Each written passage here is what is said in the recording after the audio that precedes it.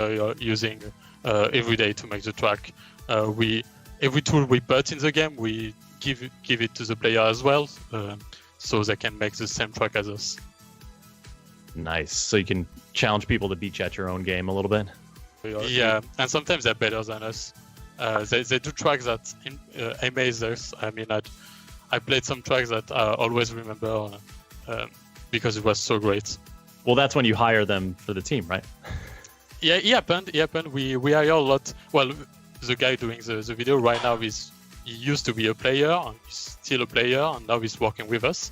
And we always have like pro players coming into the team and designers and level designers. That's very cool. So, I mean, we're talking here about the Trackmania community then. You know, there are people out there going to be creating these tracks. If they're creating the tracks, they want people to race on them. How do they get folks in the seats, you know, to... Tá saindo som? Saindo? Qual é, clã? Vamos que vamos. Aí já tá acontecendo o evento já. They can, like, everybody can come up and test your tracks. They can rate your tracks, and when they rate it, they give it, for example, 5 stars. Era pra começar 4 horas, né? If your track is good for the players and we decide it's good, we're going to add it Deixa eu ver que horário eu what we call botei. track of the day, which is like the front page of the game, and everyone is going Pior que eu nem botei horário, eu botei dia 12 só. every day there is a new track made by the players. Nice. And so there is also that like server where can any player just kind of go in and be like, let me see what new creations people have today and then rate them. So if that's your thing, if you're looking maybe for inspiration or just looking to try some wacky new tracks, that's a spot people can go. That's why I do. I always go to this server like every day and try new maps, even if nobody is like pushing a map right now. There is always maps pushed earlier in the day, so there is always tracks to test and new tracks to test. It's really great. Nice. And so if you get that, so you get your track in there, you get enough stars, get considered by the team, you select them as a track of the day. Vou mudar o nome aqui. Then you know people are racing it, and there's some incentives for people to get on that track as well, Estão right? falando de Every day there will be a Trackmania. daily competition on this new track at 7 p.m. É um novo jogo? And this competition rewards with what we call trophies, and those trophies gives you like a rank in a global rank in Trackmania. So every day you have to come, if you want to come to compete on this track, and then you earn trophies and you get better in the game and you can rank up in the global ranking of the game. Ah, nice. And speaking of competition, we are going to be seeing some of the top community racers take on this very track here in just a few moments, folks, in our next segment. Right now, we're talking with Augustin about creation in Trackmania. And so far, we focused on the map editor, the track creator that we're seeing in kind of a time-lapse fast forward here. But there's also other creative outlets. I mean, you can customize, for example, the livery on your car. Yeah, what we call skin in Trackmania. So you can create any skin you want with what we call a skin painter, and you can shade really easily with the work. Tem que prender aqui também. In just one click, you can find new skins that you like, and you can apply them or add them to your favorites. It's really changing game for Trackmania. It's never been so easy to change skin and discover new skins. What's your approach here, Augustin? Do you like pick one you like and stick with it for months, or are you like switching it up every other day, mixing it up? Yeah, I'm switching every day to a new skin. I just go to the list and see, oh, this one is nice, so let's apply it, and then I have my skin in the game. So every day I change skin. Excellent. Yeah, it's so fun to see what people come up with, and I imagine this is also something for you. You know, these are the creation tools you use, your team use to create the tracks, the skins, etc. But you know, to a certain extent, you give the tools to the players, they're going to come back and surprise you. Yeah, they're always like surprising us with really great new invention. I mean, they can create mods as well, game mods, so they're going to create new things every day, and every day it's blowing us. And one of the things that I have really enjoyed, you know, even when not playing Trackmania, is seeing some of the like highlight reels people put together, because as we'll see a little bit later on, and as you folks who know Trackmania know very well, Trackmania tracks can get pretty wild, and the kind of precision, the like just like excellent slick like drift precision that people can display looks really cool, and you have some in-game tools to help people showcase that stuff. Yeah, on every track you can save your replay, and then you can use it to make your own videos. So this tool is as well the tools that we're using to make trailers, and at the same time players can make their trailers. They can add up, I don't know, 1,000 cars on the same track to do like a wave, what we call 1K project. And it's really cool to see what they can do with that, because they can change the light, they can change the skins, they can change the color, they can display text in the editor, and it's really, really great. Well, there we have our completed track. Don't forget to save your tracks when you're creating them, folks. And we'll be taking a look at this. There's an autosave. Pô, vai demorar, mano. 40 minutos ainda. At ease just then. We'll be taking a look at that track in action in just a few moments here, but Eles só vão dar I wanted to touch base on just kind of again that community aspect of, you know, how do people find these creations? What's a great way, like there's the club system that sort of allows people to connect to different clubs of friends, or maybe this club focuses on certain types of races, and et cetera, et cetera. Just give us an idea of how people are going to share these creations and discover people's creations. Yeah, so in the game there is what we call clubs, and you can create or join any clubs you want, private, public, with friends, for example, or just a streaming community within a club. And within those clubs, you can share skins, you can share maps, you can create what we call a campaign, which is the same tool we're using to create our own campaigns with 25 maps.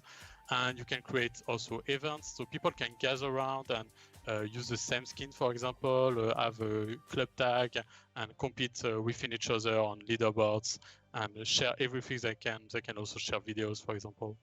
It's really Excellent. Great. Well, it sounds like there's lots of tools for folks to get creative, to share those creations, to discover new stuff, in addition to just racing and Bora ler pouco sobre o jogo. Yeah. Trackmania. Thank you so much for joining us to talk a little bit more about Trackmania. Folks, remember, Trackmania is available now. Download and play it for free on the Epic Games Store and on Uplay. Augustin, thank you for joining us, and congrats. Yeah, thank you. It's been great. Grandes jogos são simples. Foi em 2016, numa despretensiosa versão demo para PS4 que conheci Trackmania Turbo. Game de corrida totalmente arcade que me fez voltar a 1990. Trackmania é uma série da Ubisoft que por...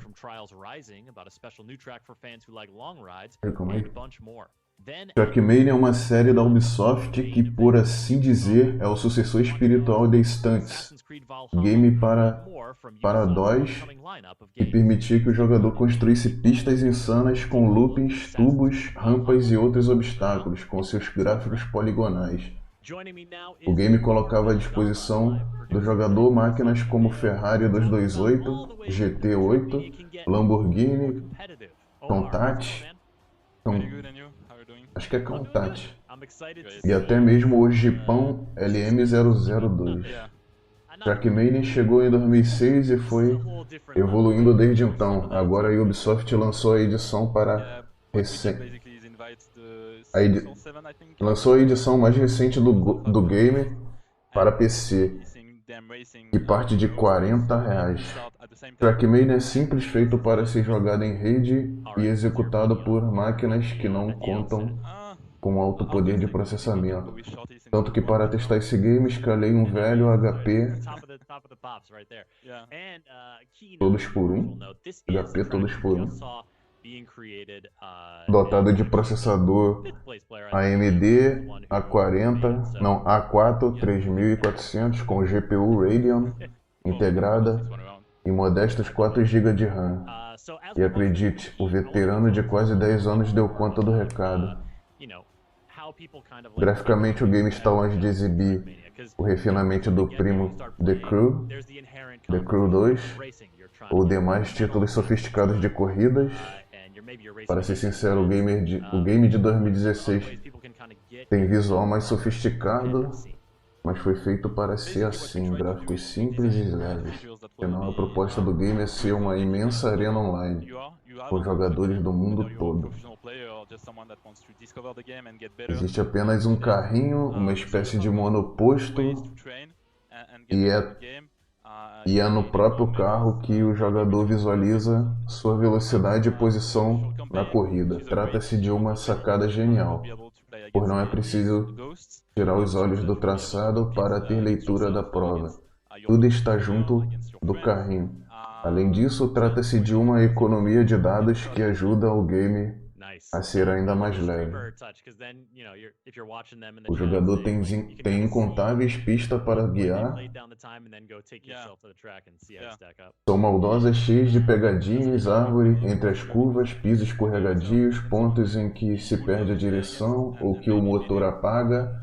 Ou seja, é aparentemente inocente, mas exige dedicação. As pistas não têm provas, vão do ponto A ao B, e obviamente vence quem chega primeiro. O jogo pode passar pelo treinamento, em que é apresentado as diferentes condições do jogo.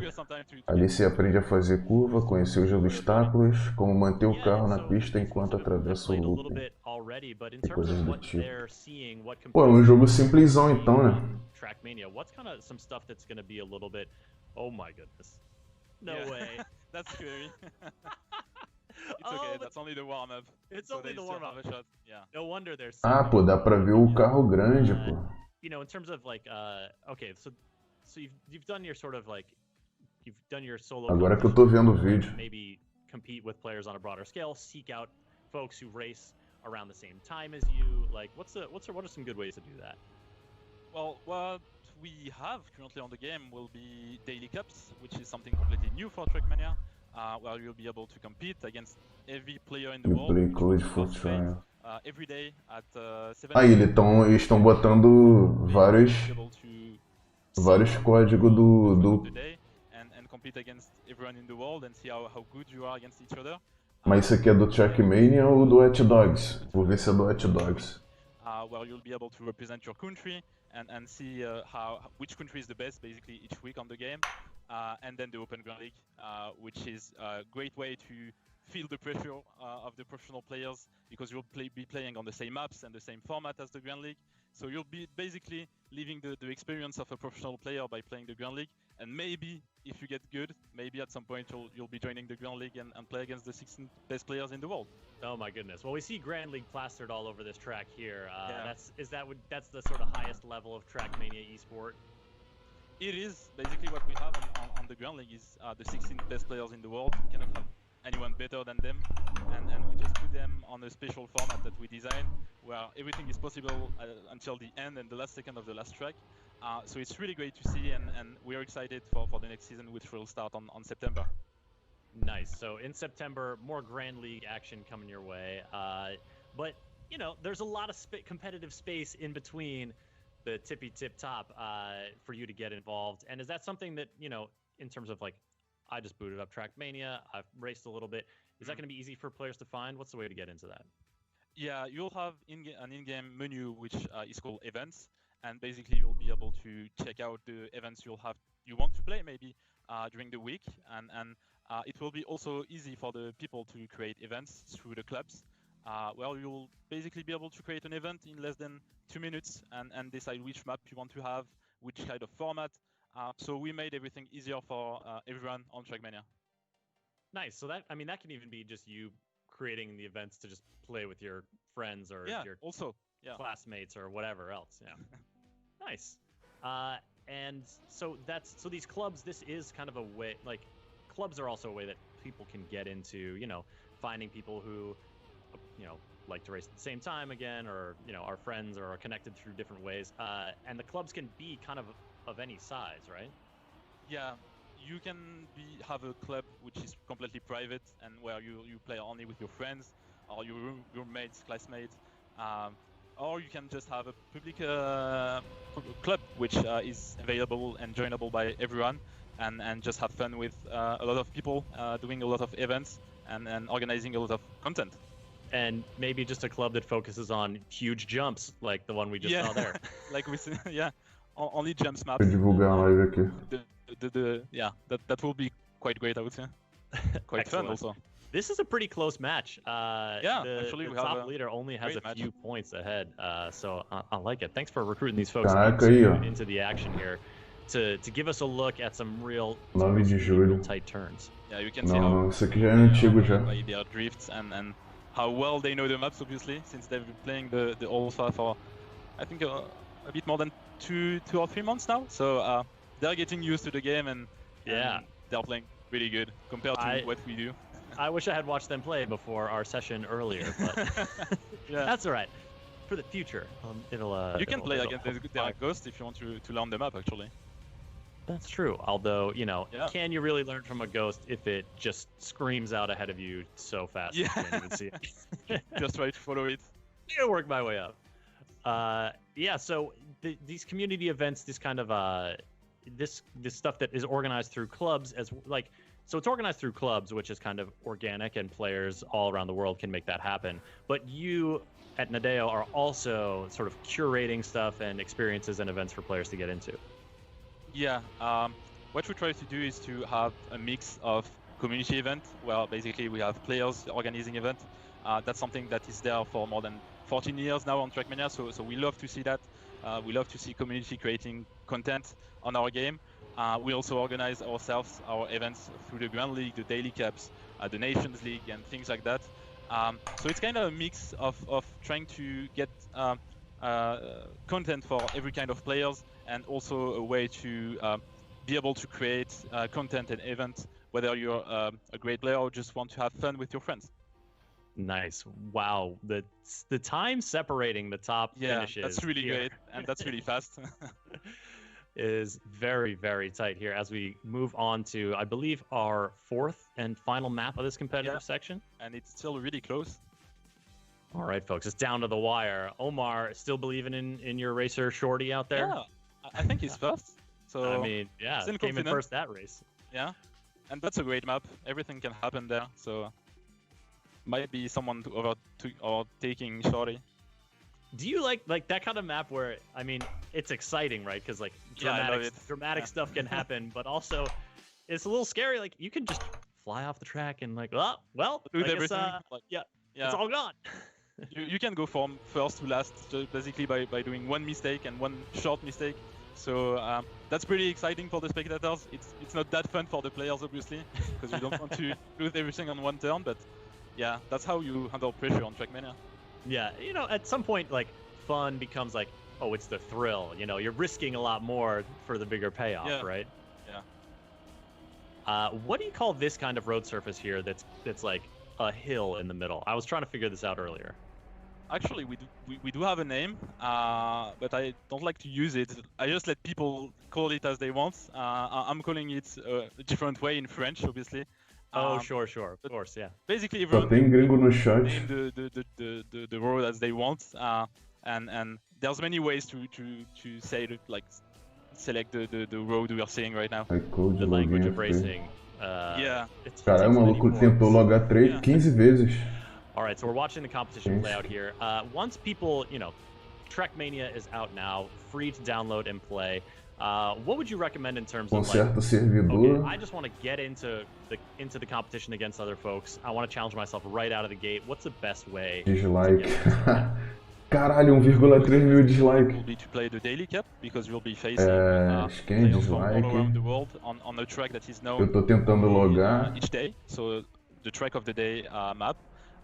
So you'll be able to see how good you are against other people, and you can do that every day, so you can maybe see your progression on the whole week, and maybe at the end of the week you'll be able to beat people that you wouldn't even think about on the early state of the week. I like that. I like that kind of like, you know, a lot about kind of is that progression and, you know, the sense of moving up in the rankings, but also of like this person is always the one who I see a few places ahead of me, like you're chasing them. You want to track them down. Now this Acho que eu vou conseguir também não, mano. Se os caras lá não estão conseguindo. And 30 seconds, so I have some pressure, to be quite honest. The pressure is on. These like not quite slalom. A sua casa para jogar de aplicativo. Yep, coming up around this. Baixa agora. It's like S-turn. He's still first. I believe in him. He can feel. Tô baixando aqui. The positive vibes coming from you. You can see the slow motion vlog there. It's quite fun also to watch. And he's finishing first. Great. There he goes. I got it. It looks like Omar backed the right racer. Shorty coming in with a victory. And Omar, thank you so much for talking about competitive Trackmania. Anything else you want to mention before we wrap it up? Well, obviously, thank you for having me, and thanks to the players for playing this competition. Thanks to all the closed alpha players we had, because they help us truly to make this game better, and we're pretty happy with the Trackmania we have right now. So yeah, Aí já baixei, vou instalar agora. And have fun on it. I'm pretty sure you'll have, and yeah, that's it. O que é isso aqui? All right, Omar, thank you so much. Trackmania, folks, it's out now on Epic Game Store and Uplay. Go ahead and download it. Get in there. Os caras vão fazer render now, our time esse with Trackmania is Trackmania, coming né? to a close, and it's on to the next show. Português brasileiro. Ubisoft Forward pre-show is starting momentarily. We're going to take a look at Ghost Recon Breakpoint, The Crew 2, Trials Rising, new stuff coming from... Caralho, 214 megabytes. And then, when the countdown timer hits 0, it's Ubisoft Forward, the big showcase of the latest and greatest upcoming games from Ubisoft, followed by an in-depth look. Dia 23 vai ter o evento da Microsoft, né? So, let's go ahead and throw it over to Kat. Qual foi? Eles mudaram? Thank you, Chris, and hello everyone, and welcome to the Ubisoft Forward pre-show. The main 28 event will minutos. in just 30 minutes and will feature news from our unreleased games, including Watch Dogs Legion, Assassin's Creed Valhalla, Hyperscape, and more. Now to warm up, we have Hyperscape, Assassin's Creed, Breakpoint, Trials Rising, and The Crew 2, as well as some exclusive behind the scenes so you can get to know us a little better. So let's kickstart this pre-show with an update from Just Dance 2020.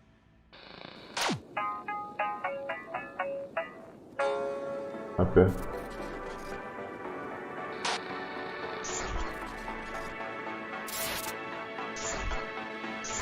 Foi essa Just Dance?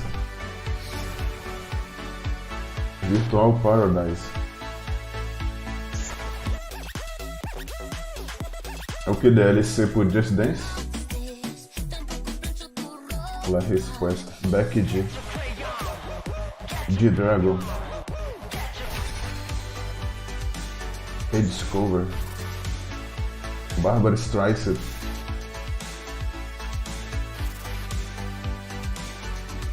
E se rola a música vai dar flag.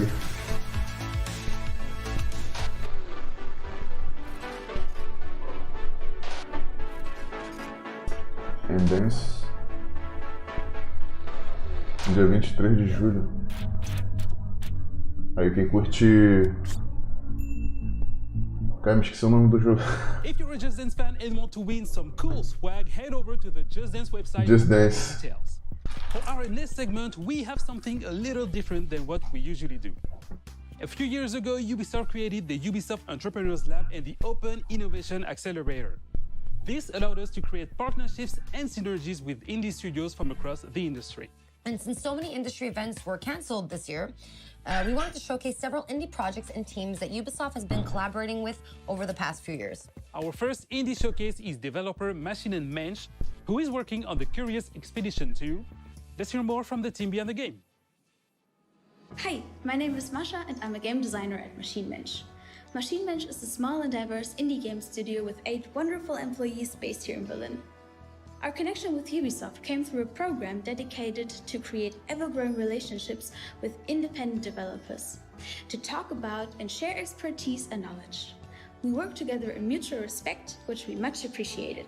We're working on the Curious Expedition 2, which is the sequel to our expedition simulation game. This time, the game is set in Paris in 1899, during the World Expo when the Eiffel Tower was built. But more importantly, you will be traveling to these mysterious islands, you will be interacting with unknown tribes, fight dangerous beasts, find many secrets. Thanks to our procedure technology, Indie highlight, jogos indies. New characters and a new storyline that you shape with each of your interactions until it becomes really your own unique adventure. Qual o nome do jogo que eu não vi? Ah, tá. Obrigado pela resposta. Curious 2 Expedition. And we will have more indie guests coming up later in the pre-show, Parece so maneiro. stick around. Now, a while ago, Ubisoft released its very first live-action TV show on Apple TV+. and it's a comedy about making video games called Mythic Quest Raven's Banquet. And to keep the show authentic, Ubisoft's Red Storm studio went above and beyond by creating a playable sandbox for the game that is actually featured in the show. So now let's head behind the scenes for an exclusive look. This is the home of Clancy. Okay. It's very Clancy-esque. Yes. I get it. All right, now I'm starting to understand. Right. I, too, keep all my awards at the front of my office. It's entirely empty. So Mythic Quest is Ubisoft's first live-action comedy. The whole show is about a team that is developing a super successful MMORPG, and it's about all the people within the game development team and their relationships and what they go through in creating one of the world's most successful games. All right, incredible. Thank you. But are we sure that we're finished? When we heard about what was going on, we weren't really sure if we were a great fit because we've always made shooters realistic. And we listened to the pitch and we were super excited about the idea. So we thought, all right, what does Ubisoft have that we could channel to fit this? You're fucking me. Yes. You're fucking me. But I'm not enjoying it. It's for the game. When we started on the project, I think we imagined we would just make video clips that would run on screens in the background or something, so it would feel like a real game studio. But once we saw the script, once we started collaborating with the team, we realized, oh, they want a game, like an actual game. Of course, making an actual game would take years, so we started selecting the pieces that they really needed for certain scenes. And from there, it was not long before we said, what if we make this actually playable? What if we make it so you can connect a controller and control the characters? And so that's what we ended up doing. The thing that I love most is the shovel. Exploding people's heads with this thing is straight fire. Crunch, man. We had requests to do things like make a contagious viral disease in which people bleed out of their eyeballs first. Game designer. Then they bleed out of their anus. Then they vomit and bleed out of their anus at the same time. We set it up in such a way that you could Animador sênior. in stages, because we didn't know what the timing was going to be. The idea here is we can hit it and control the timing of when things are happening. So the next time you hit it, he starts puking out blood. And at this point, we would probably have the camera start panning back like this. And then you can hit the button again, and you can see the blood ocean itself has started coming in. And so now they're all bleeding out of the back end as well. And then the final is just everybody exploding in bloody gore. And then this was Keith's idea. He wanted the skulls coming up and bobbing up and down in the water, so. David, can we actually make this quick? I've got a lot of work to do, stripping blood ocean out and everything. Yeah. Releasing a disease into the game right before a global pandemic was not a great look. Today was the first time we showed Mythic Quest Raven's Banquet to an audience. I've never seen it with more than 6 or 7 people in a room. And so I wanted to make sure that we gave them an opportunity to hopefully recognize that this is a giant love letter to them, to the industry itself. I was a little nervous, I gotta be honest. I thought it was gonna be a little cringy, but it was fantastic. I thought there was a lot of truth and in the humor. It's about time that we had a show about our industry. You could tell when the audience was laughing, when they really hit something that felt like the game industry. I think it's brilliant.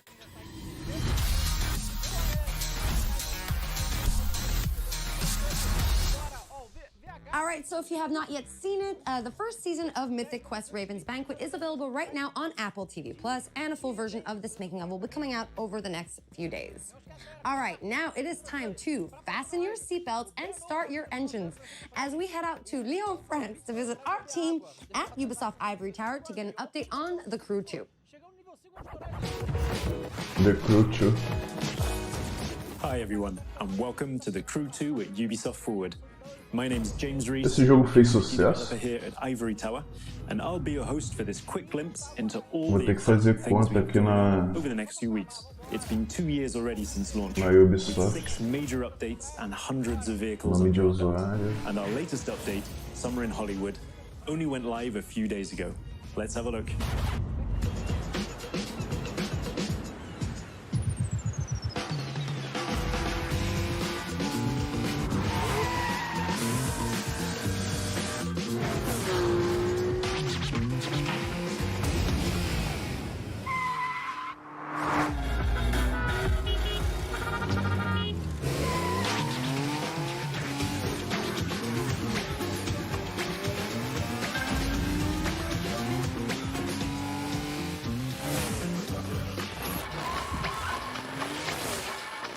É que eu não sei se eu tenho conta aqui já, deixa eu ver se eu consigo logar.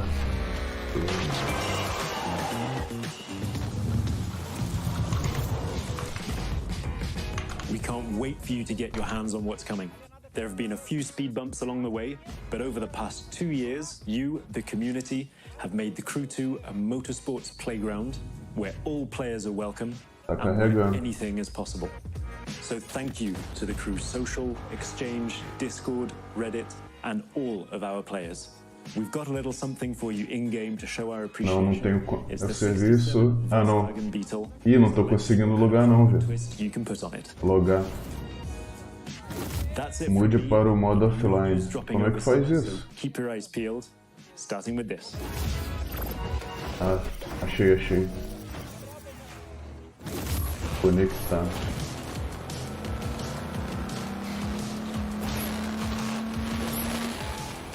Pô, aí é foda. Pela primeira vez tem que ser online. Aí é foda.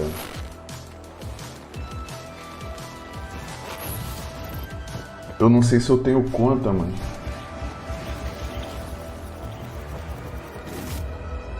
The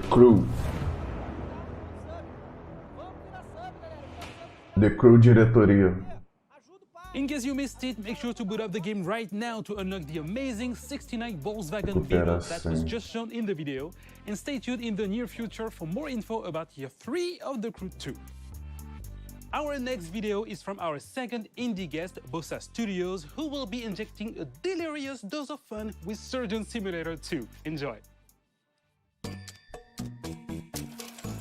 Esse jogo é da Ubisoft? Hi, I'm Nate from Bossa Studios. Ah, não, é jogos indies. On the upcoming Surgeon Simulator 2.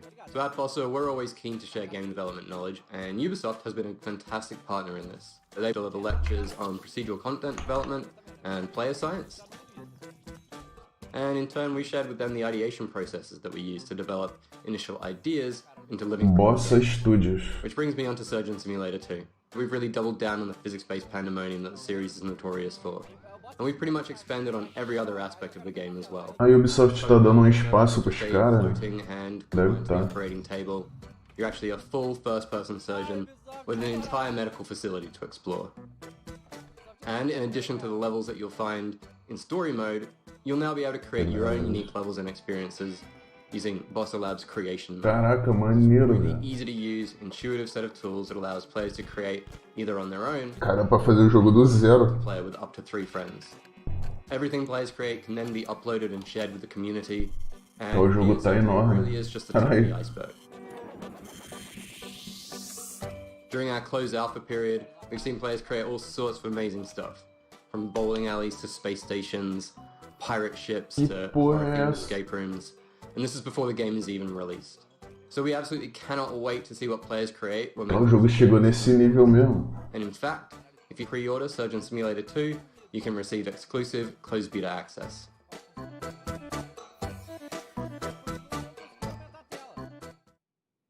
So for those of you who are just joining us, you are watching the pre-show. 16 minutos. Will start once the countdown on your screen reaches 0. And make sure you log into Uplay to unlock rewards as you watch the main event.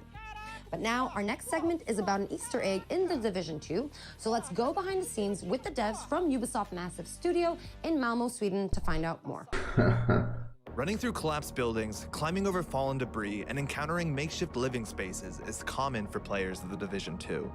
Within its post-pandemic environment, many players have spotted something a bit more unusual, which has left them asking, what's up with all of these rubber ducks? So there's a thing in programming especially where you talk to a rubber duck, and it's a way to solve your problems. If you talk to a rubber duck and you just say things out loud, it helps. One of our artists decided to take this to another level, and he used the rubber duck scaled up to like a ginormous scale and put it in the level just to remind him to do something. And it sat there for a while, and the rest of us kind of really loved this giant rubber duck sitting there for so long. We decided to put a little memorials to it across the world.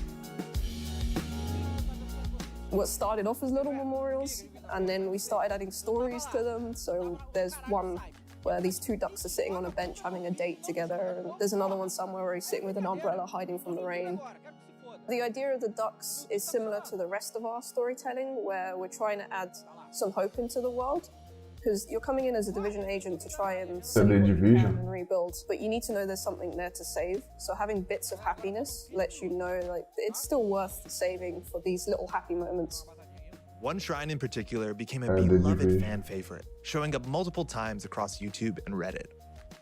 So, Karen, how was your day? Well, Luke, it's been productive.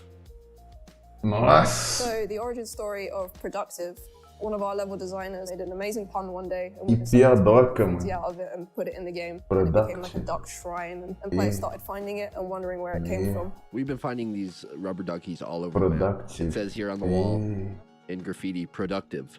And there's a large rubber ducky. Daria nome de uma produtora foda, Productive. And he's got bottles of booze all around him.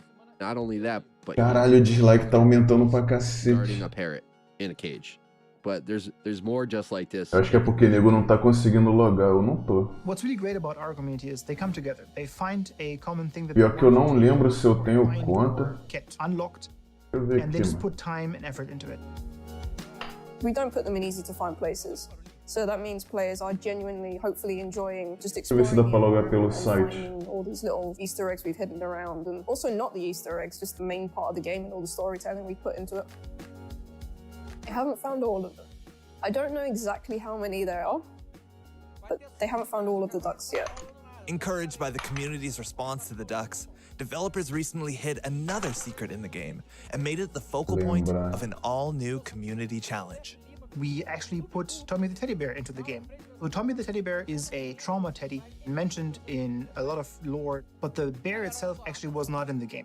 With episode 3, we put a bunch of them into the world, actually opened up an Easter egg hunt for him specifically.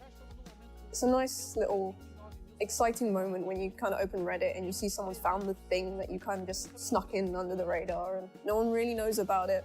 And some of the players are really clever. There's some hard Easter eggs that some of the level designers and gameplay designers have put in, and people have managed to solve it with no help whatsoever. Gamers are smart. Cara, deixa eu ver o áudio da live aqui. Porque se eu estiver gravando mutado, eu vou ficar puto. Thing that you kind of just snuck in under the radar, and no one really knows about it, and some of the players are really clever. There's some hard Easter eggs that some of the level designers and gameplay designers have put in, and people have managed to solve it with no help whatsoever. Cara, que delay é esse, mano? Cara, deixa eu ver o áudio da live. Tá maneiro, tá maneiro. Which is due out later this year. For the past 6 years, we've tried to make AAA quality games with a hand-drawn indie heart. Hitting a quality standard consistently in game dev is a huge challenge. There's so much trial and error on the path, and during the Sundered production, we were lucky enough to have the Ubisoft Pô, não tô conseguindo logar não, mano. to help us reach our goals. As Sundered.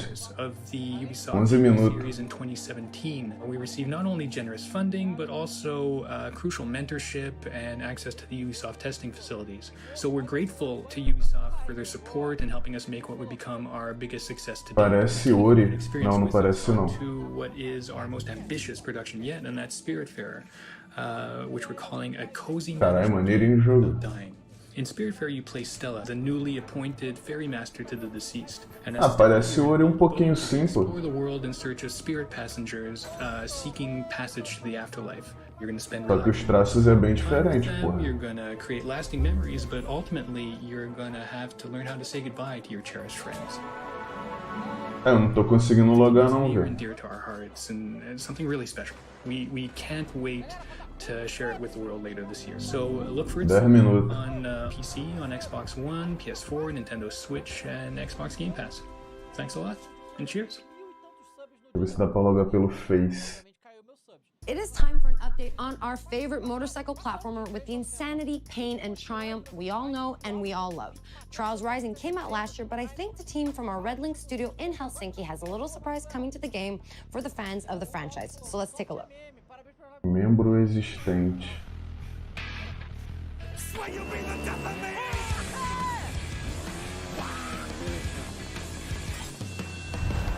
Hi, Trials. we're here today to introduce you to an exciting new endurance challenge coming to Trials Rising. But to make sure that we respect social distancing guidelines, Auntie and I decided to... Fire the goose now! What? Fire the goose? Fire!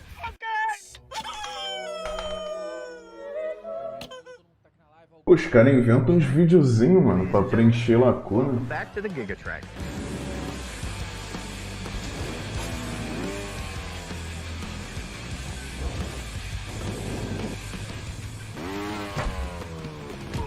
Far from a remake of the classic track from Trials Evolution, this is an all-new journey across the world of Trials Rising.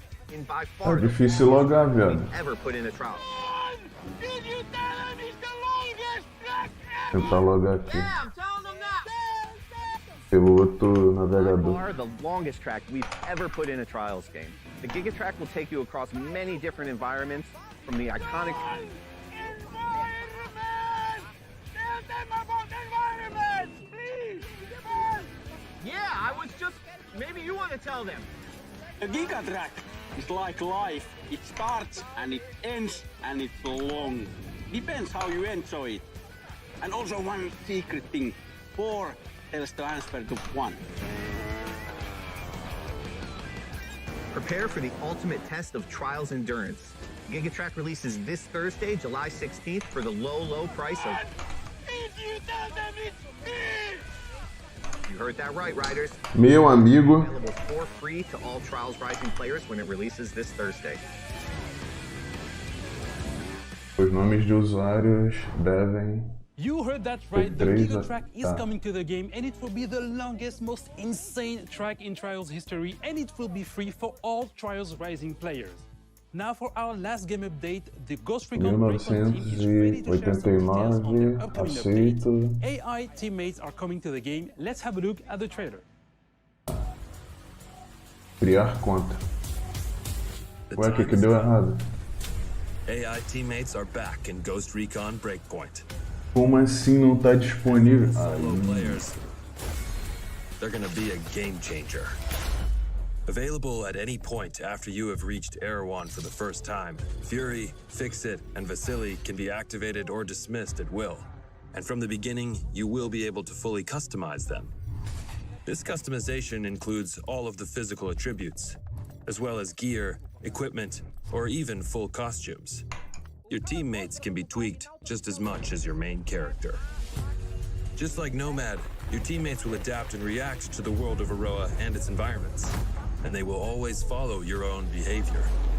If you decide to go stealth, they will equip silencers. Já foi registrado? Ah, então eu tenho conta no bagulho. But if you decide to go loud and open Eu fire, só não tô conseguindo logar mesmo. by your side. When deployed, you can issue different orders to your teammates through the order wheel. There are 4 different orders you can give to your teammates. You can tell them to regroup on your location, to hold their current position, Que jogo é isso? go to a specific location, Ghost Recon? and to open fire on nearby enemies. These orders can be given at any time, even through your pode ser. binoculars and drone. Once they approach potential threats, the teammates will notify you and mark them automatically. Got a hostile. With a good look at your enemies, you will be able to set up a sync shot where each of your teammates picks a target. You can even link it to your 3 sync shot drones for a simultaneous 7-target takedown. The teammates have weapons equipped at all times, a versatile assault rifle to accommodate all situations, and a primary weapon that you will be able to fine-tune. Indeed, apart from mark upgrades and passive bonuses, the full gunsmith is accessible to you. Mano, o David Jones tá muito bolado. Depending Ele tá muito bolado. The teammates will adapt their engagement distance and rate of fire. From close distance shotgun wielding. Ai, 6,3 mil likes, 1000 dislike. Of course, if you get taken down, your teammates' priority will be to try and rescue you. Não tá dando pra logar não, mano. They will first focus their fire O serviço da Ubisoft não está disponível no momento. especially as you will be able to Ou mude para modo if the offline. situation requires it.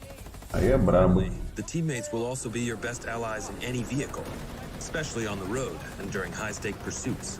The teammates will be Era pra eu já estar logado também, eu dei molinho, né? players on July 15th, and we cannot wait to see your reactions. Dei mole. We'll see you on the battlefield, Ghosts.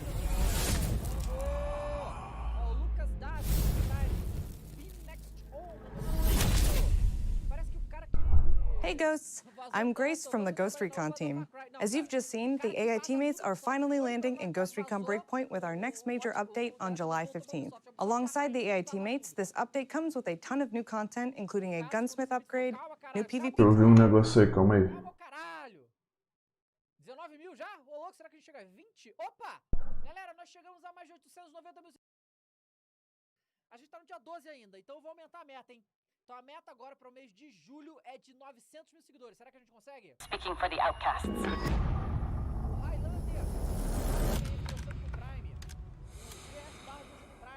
We stand against Sentinel's illegal occupation of Aroa. We call on all of Aroa to join us. Separated, Sentinel wins. But united, we cannot be defeated.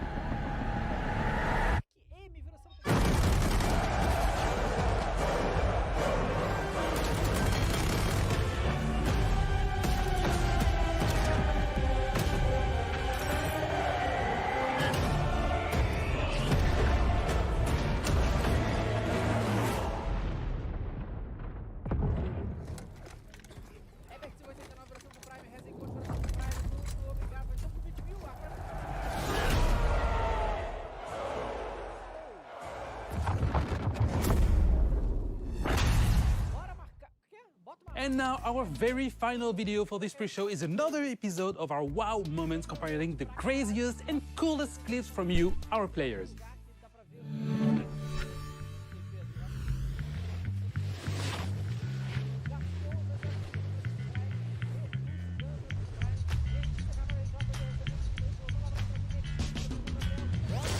Anyone else want to try to do better than that?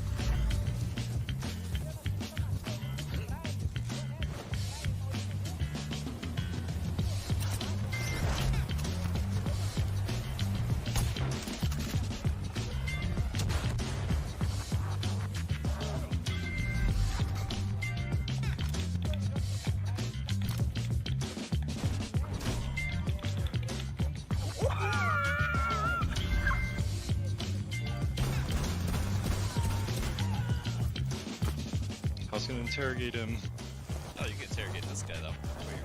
Oh, okay.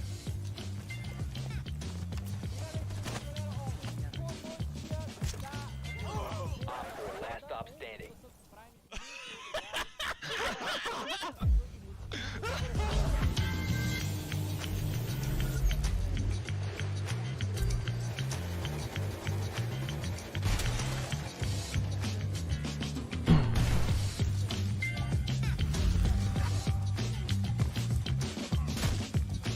Isso aí é Forerunner?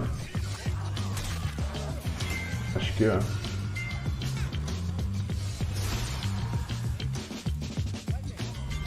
So there's a line that people want me to yell, but I can't usually do it because I'll freak out my neighbours. But as you can see, I'm at the Crashing Ocean Beach and there's no one too close, so... Reloading! Fuck, someone saw me, I gotta go.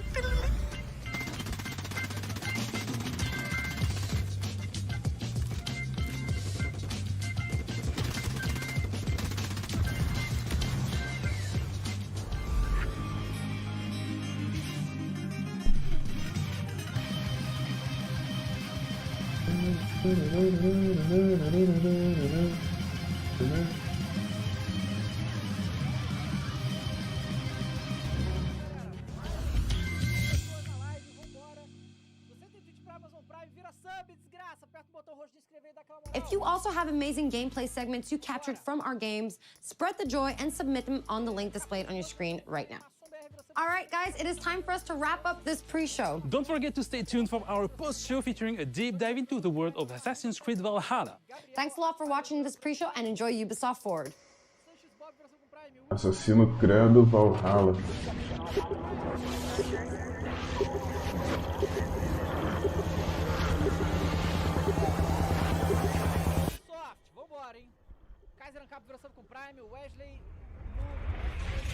This is Ubisoft. This is Ubisoft. Explore our worlds. Meet the devs. See the games. Join us. Começou, tá começando. Hi everyone, I'm Neelam Kumar, and I'm very excited to be co-hosting the first Ubisoft Forward with the talented Yusuf Mageed. Today's show is all about getting up close and in-depth with all the exciting games we have in production here at Ubisoft. I'm Yusuf, but there's no time to waste. So let's head straight for the streets of futuristic London and see what the hackers of DedSec are getting into.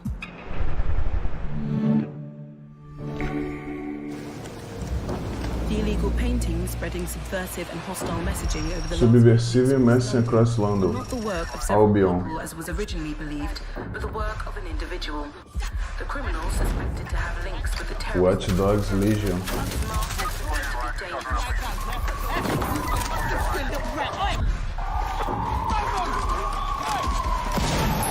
Caralho.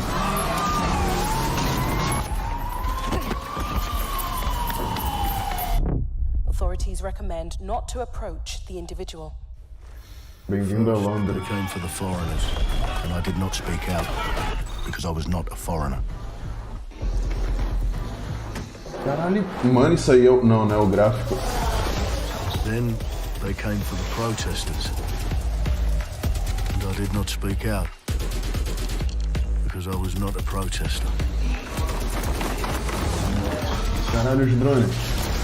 Tá muito bolado o jogo.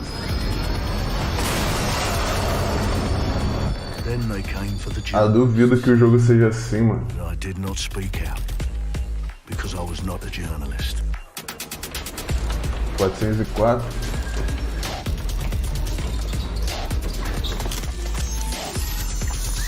And then they came for street artists, but I did not speak out. Será que bate de frente com Cyberpunk? Caô, tô zoando. Caralho, olha essa porra. Aí lembra Cyberpunk um pouquinho, fala tudo.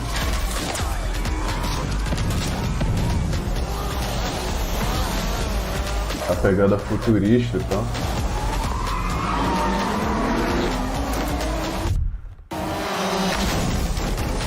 Sabe o que tá lembrando também? O Homem-Aranha no Aranha-Verso. Bem pouquinho, mas tá.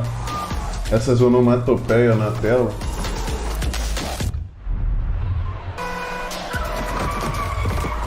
Nossa, morreu. Ah, eu tô te falando, é a mesma... Parece muito. And there would be no one left to speak for me.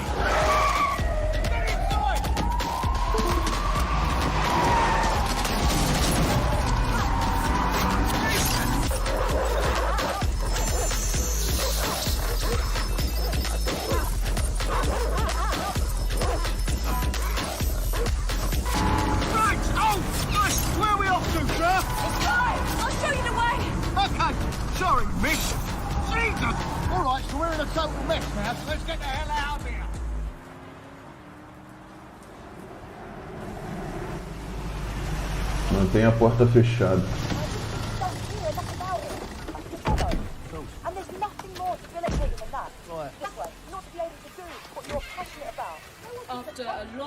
Será que o jogo vai ser nesses gráficos?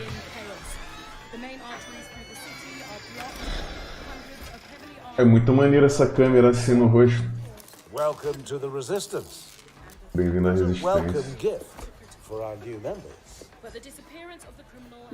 You could have told me it was a bloody costume Esse party. presente de boas-vindas. The new key suspect has been identified as David Ford, a 43-year-old London David taxi Ford. driver. He has no criminal record, but is currently... Já virou terrorista automaticamente. People have been asked not to approach him. The authorities advise all residents... É uma história totalmente diferente dos outros dois, né? Não uma continuação direta, eu acho. Eu só joguei um, pô. Clint has been a long-time creative force here at Ubisoft, and now he's bringing this vision to Watch Dogs Legion. Pra mim foi uma decepção, então. So yeah, what we just saw was an amazing short film by the director Alberto Mielgo that was inspired by Watch Dogs Legion and looks at the game and the universe and the characters through his incredible artistic vision and visual style. The city needs a resistance. Like the film, Watch Dogs Legion tells the story of ordinary heroes setting aside their differences in order to come together as a collective and to fight for a positive change. You can literally recruit and play anyone who you see in the open world. You profile people that are interesting to you, you help them with their problem, you play their origin mission. Just help me get some closure and I'll do whatever you want. Sounds like a DedSec problem. Leave it to us. And that's how you recruit them into your team. And then Aí não vai ser não, viu? And the stars of your story. And what are you doing in my flat? Aí os gráficos. Please, think more underground. You with Albion? Pô, se fosse aquele gráfico lá, eu ia me amarrar mais, né? Eu ia achar melhor. Yeah, right, and I'm Che Guevara. You're done. And they make the story not only, unique to them, but unique to you as the player and personal to you because they're, heroes that you've chosen and invested in. What would I say to fans? I guess I'd say, take care of yourselves, stay safe. Welcome to the Resistance. Our London town. A modern metropolis. Built on history and prosperity. Only took 12,000 years to build it up, and one night to tear it all down.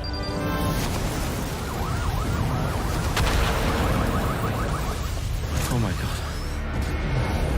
Listen up. Get all your units to move in and lock down the city.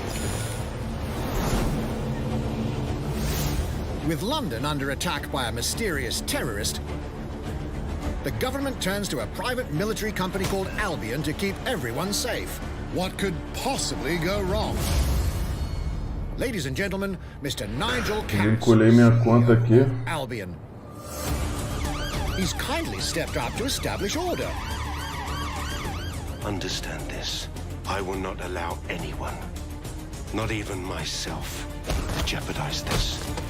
He will stop at nothing to permanently control the city.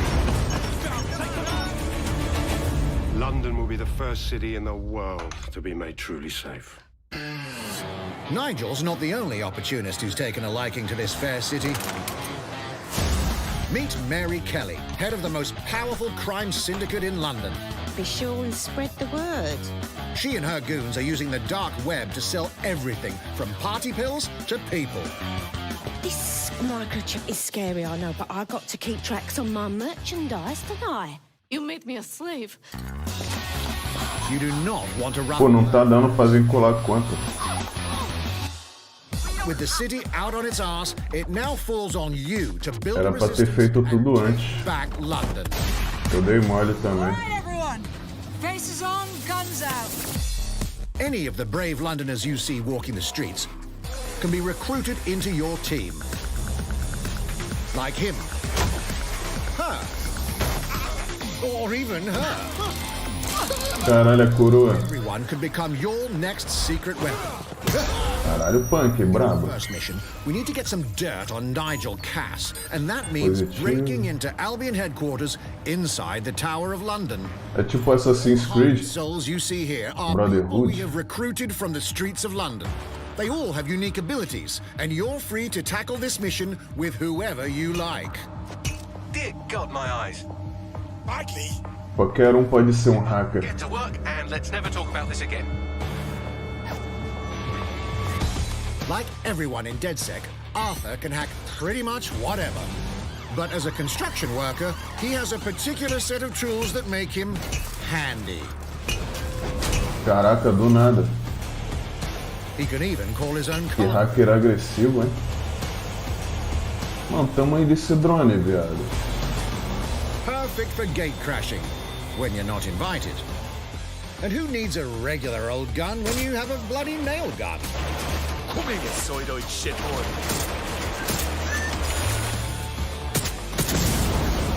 Tá, porra. Jesus Christ, what is that thing? Perhaps we could approach this mission differently. If you'd rather keep your distance, we've got you covered. Amy is Ele vai apresentar cada personagem. A real tech connoisseur. Hate spiders, but love this one. What an adorable creepy crawler. Caraca. Let's class the place up. Igualzinho Alien. An expert does have the unique ability to summon their own drone. This little darling is fast and stealthy. She aimed, she fired, she hit. I'm reading incoming drones.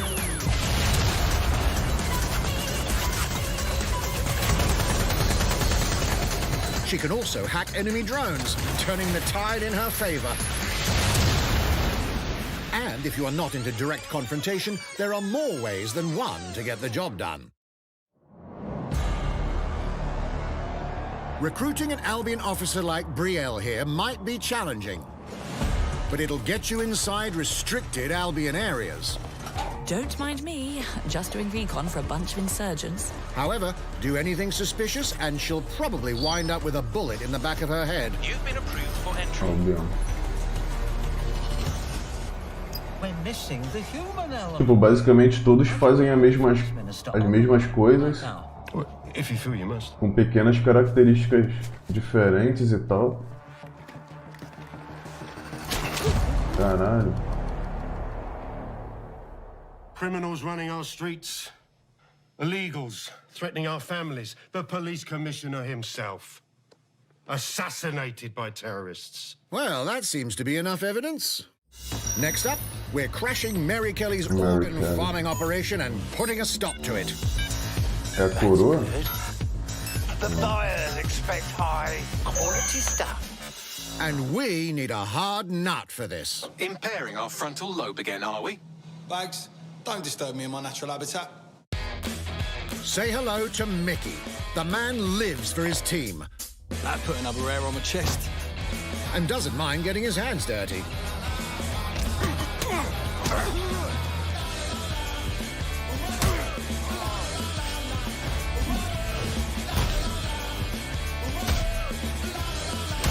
Esse aí que é o Mary Kelly? A slight drinking problem, though.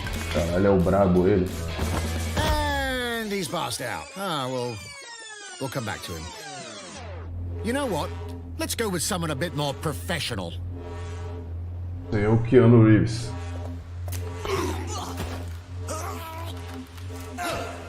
It's almost crass to call him a hitman. Ai.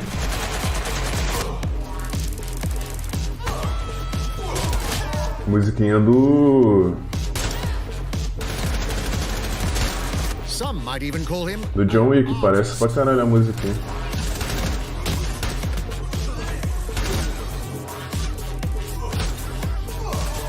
Na moral, tá lembrando pra caramba, velho. Here's the bastard. Pô, até o estilinho de combate, mano. Ah, não é possível. Done and dusted. Not bad if I do say so, innit? Not everyone in London is a legendary assassin or a super spy, but everyone can be a hero. Tá, esse drone é brabo demais.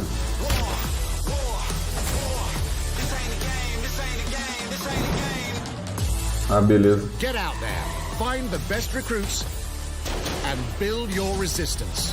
O maluco luta com paintball. Uma arma de paintball. It's time to take back London. Watch Dogs Legion. 29 de outubro de 2020. Plunging the player into a living, breathing city teeming with unique locales and characters has always been a central pillar of the Watch Dogs series. So what goes into building those worlds? Here's Amanda Munt to tell us more.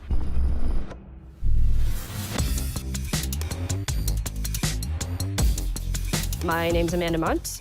I'm a level artist on Watch Dogs Legion at Ubisoft Toronto.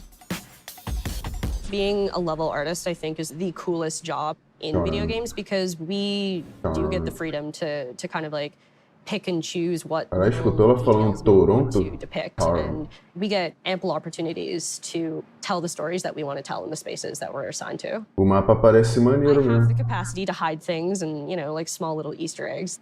In AC Unity, there was a boat somewhere in the world. Tem Easter eggs. And then it happened again in Watch Dogs 2. And there may or may not be something in London that is a boat filled with cats in some capacity. So Ah, é, né? Porque se passa em Londres o Assassin's last Creed. year, some of the people that I was Esse, pelo showing menos, the que demo to mostrou were aí. from London. So no matter where I dropped them in the city, they'd go, "Oh my God, this feels like Camden. This, you know, this feels like Southwark. This feels like Westminster." When people are talking about some detail that I've put into the world and they're excited about it, like that feels so good as somebody who, you know, builds these worlds with care. I love it.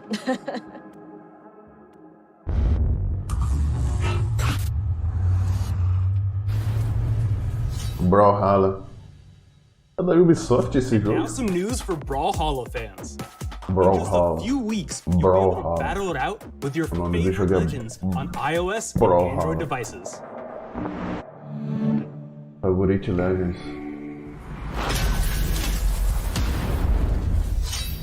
Brawlhalla. 3, 2, 1, brawl!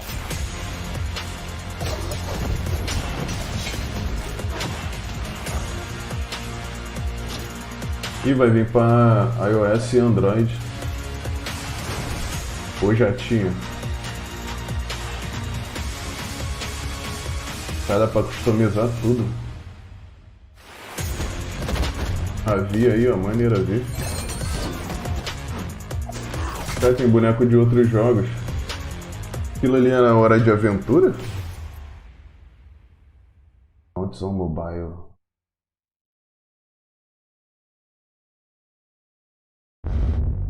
And now, whether you need a Tom Clancy action fix on the go, or want to dive back into one of the most Agora eles beloved vão falar fantasy pouquinho do franchises in jogo. gaming, we've got you covered. Mano, não tô conseguindo logar de jeito nenhum.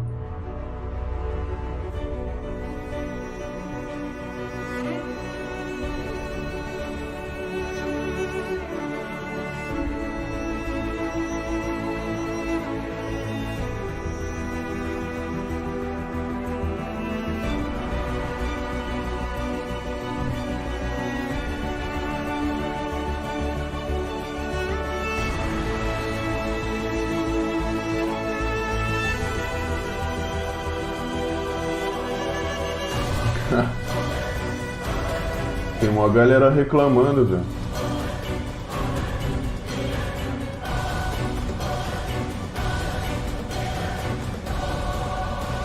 Outro jogo mobile?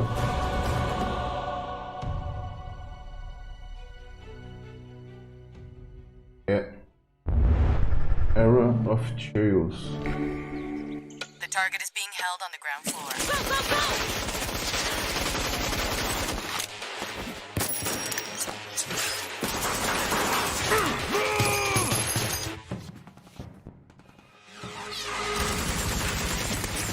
Olha, Brasil.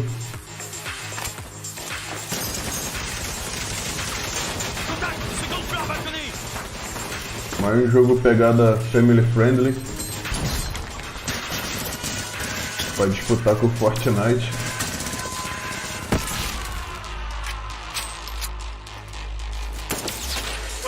Contact! Moat train is down. Request air support. Target northeast rooftop. Roger. Inbound, danger close. I need an EMP deployed now. EMP imminent. É o Tom Clancy? Tom Clancy no... Parece o maluco do Splinter Cell. Tom Clancy.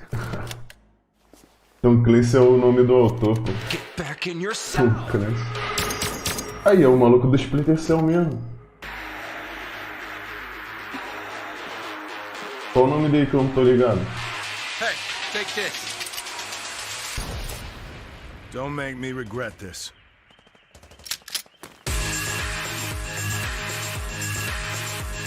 Elite Squad, Tom Clancy.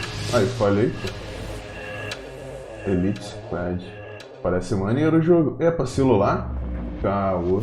Speaking of Tom Clancy, Aqui esses gráficos aí também, né? since Rainbow Six Siege first launched, and the community has never been stronger. In celebration of this milestone, Ubisoft Montreal has put together a special video to thank all of the amazing players and developers that have helped Siege become the game it is today. Hoje abri 2 instâncias e não tô conseguindo logar. Acho que eu vou pegar esse jogo não, hein? In December 2015, a small team released Rainbow Six Siege. A game built on a strong vision, creativity, competitiveness, and team play. Pour le joueur, le 1er décembre, c'est un début, mais pour nous aussi. Il faut tout de suite s'engager et dire aux joueurs, ce jeu est installé, tu peux t'y installer aussi, et nous serons là. That original vision was quickly adopted by our passionate community, propelling it to a whole new level. I got it! This is such a special moment, and being at 1 year anniversary of Rainbow Six now, game being stronger than ever, more players today than we had in the past, it means the world to us. Competitivo, né? But we also had Rainbow our share Six. of challenges. Health that touches upon subjects like matchmaking, connectivity, all those aspects are absolutely critical to the experience of the player. Through it all, we're always driven by you, our community, and together, we grow stronger. There is no sequel plan, and we're here for the next 10 years, so expect more Rainbow Six in your life for quite some time. Look at this.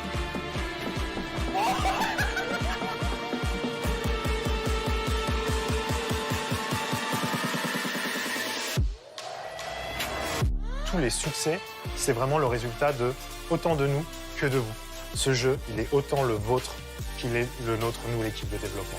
Now 60 million players strong, we're just getting started.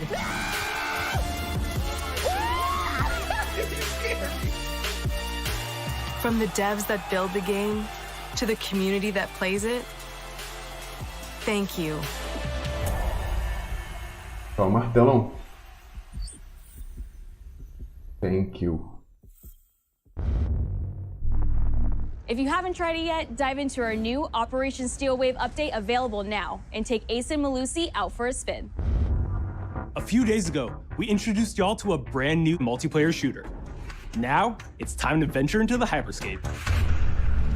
Hyperscape?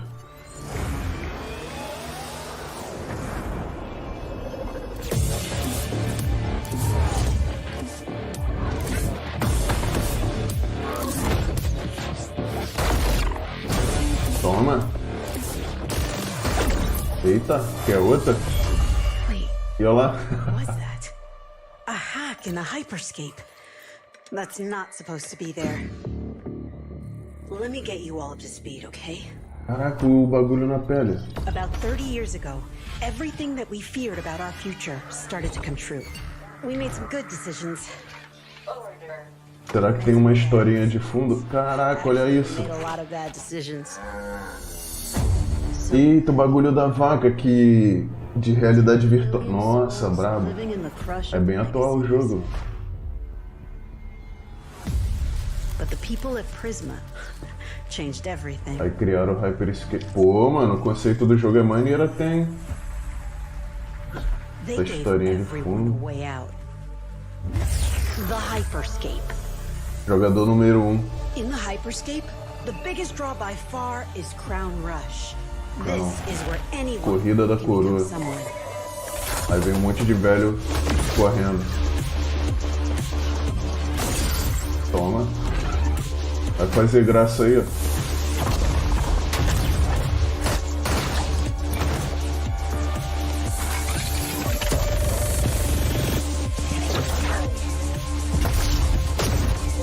Parece um pouco Apex, não parece? A movimentação. Se mandar um deslizado no chão. If you get good at Crown Rush, it can change your life. But strange things have been happening lately. Pega a coroa, filho. Pensa muito não. Rumors of people getting hurt. Users disappearing from the real world. Jogadores desaparecem do mundo real. Darker secret lies at the heart of Hyperscape. And we have to find it. Ah, por isso que é Hyperscape. Some of us for a way out. And for others, a new way altogether. That's what brings us to the edge of the future. To the hyperscape. Hyperscape. I'm JC. Eu ouvi dizer que o nome desse jogo ia ser On Hyperspace. Far Cry Primal and multiple Prince of Persia titles, has Só que teve established him problema as a com top creative here at o nome, Ubisoft. acho. Não sei For se me, foi what's direito exciting is autoral. we started building it from scratch, seeing it grow, adding ideas is really cool. Hello, contender. Welcome to the hyperscape. The game takes place in 2054. It's in a future where humanity has grown a little darker. One of the companies there, they are launching what's called the hyperscape, which is a virtual world and the internet of the future. It's the place where everything converges. Within the virtual world, there is a battle royale that takes place in the virtual city of Neo Arcadia.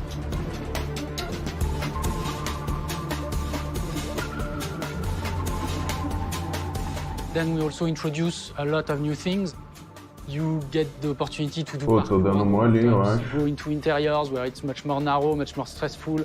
You get to go to the landmarks where there's more opportunities to get cool items, but also more players, so it's a risk-reward kind of deal. We introduce the notion of hacks, special abilities that you can pick up on the fly to adapt your tactics. With hacks, you can do things like teleport yourself, you can wrap yourself into a ball and bounce around the battlefield. So a lot of abilities that let you have fun, that are toys that you can play with. And finally, it's made as a spectacle, so all the viewers will be able to interact with the game on different levels through the Twitch extension. So every few minutes, there's going to be a vote, and viewers will be able to decide what effect they want to affect the whole battle. So things like changing the gravity, infinite ammo, or stuff like that. So players, while this happens, really have to adapt to all kinds of stuff that is happening. So for me, it's really exciting because right now, as we speak, we're launching the open beta, and so it's going to be available for free-to-play for all PC players worldwide. And I really want to thank all the players, all the streamers, and all the viewers who participated in tech test and who participated in the open beta. Of what you can expect. Here's a short glimpse of what you can expect.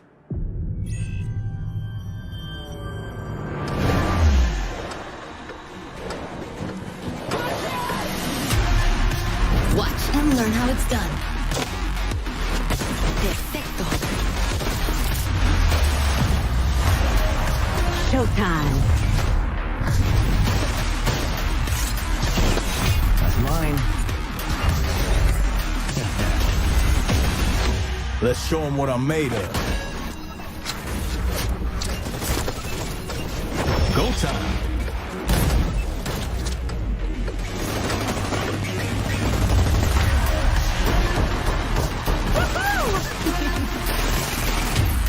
Watch closely. Here we go. この調子。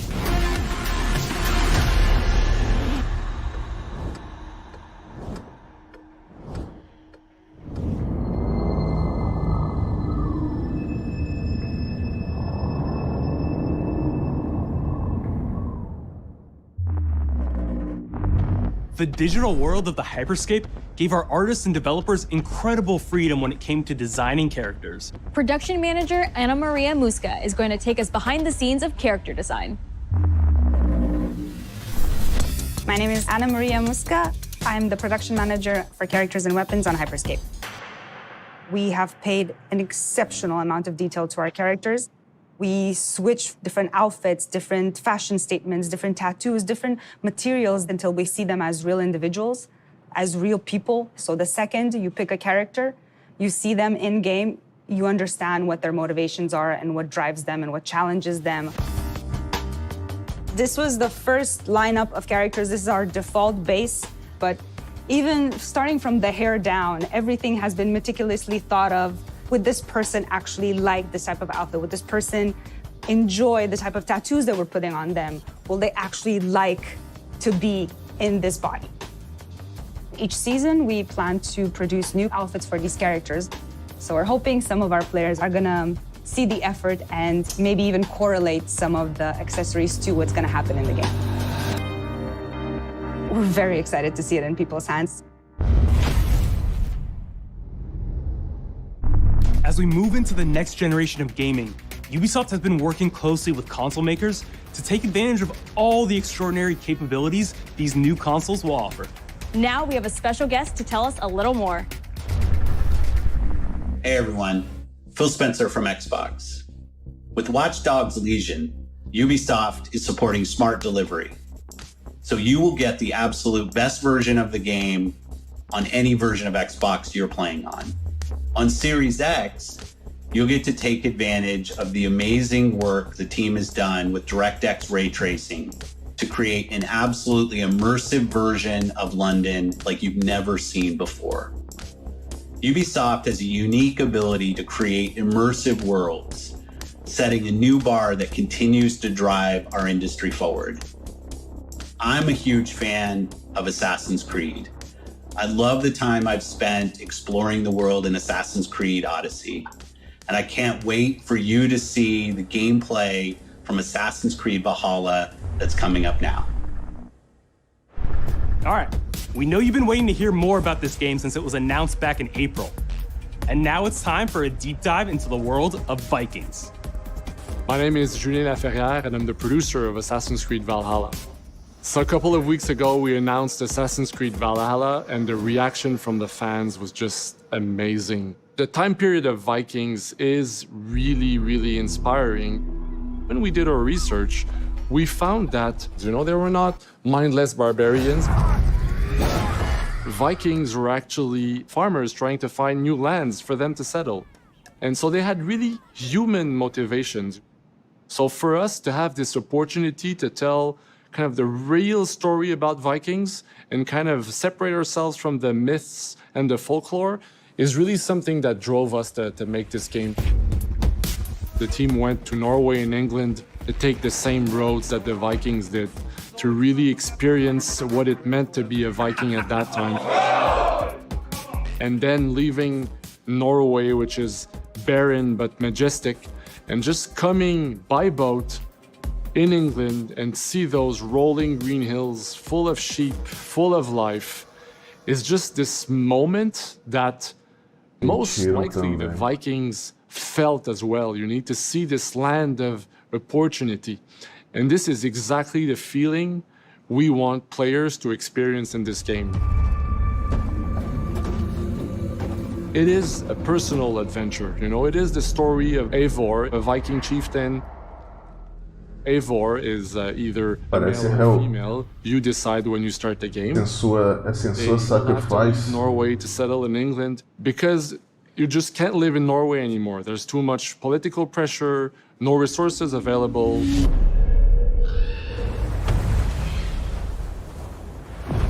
Obviously, in England, it's full of Anglo-Saxons and other people, and they don't really want you there. So you will have to fight your way there to kind of build your own settlement and see your clan prosper. Vikings were brutal warriors. Shields! And the fact that they were mastering a lot of weapons coming from the medieval times really inspired us to kind of revamp the fight system, to leverage the brutality and the intensity of Viking combat. Vikings were not only fighting face-to-face, they were masters of stealth and deception. Eu boto às vezes, pô, é porque eu tô organizando um bagulho aqui, aí eu tenho que diminuir. So we want to portray the full range of combat that you can imagine coming from the Vikings.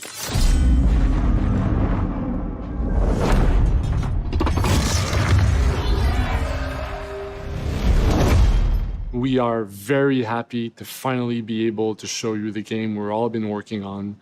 So please enjoy this deep dive into Assassin's Creed Valhalla.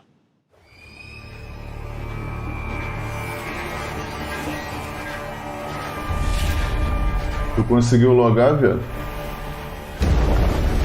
In Assassin's Creed Valhalla, you will relive the epic saga of the Viking invasion of England. Anunciaram o... Peraí. You play as Eivor, a Viking from Norway, who will lead his or her battle-hardened warriors across the North Sea to the British Isles. Eivor is driven by an ambitious goal, to build a thriving North Anunciaram Watch Dogs Legion. Anunciaram uma porrada de jogo indie. England is a dark age tangle of broken. Agora tá falando de Assassin's Creed Ragnarok. As you prowl England's rivers by longship, you may raid locations. Já acordou agora? Porra, tá fazendo aquilo. Ground your ship and blow your horn to lead your raiding crew into battle.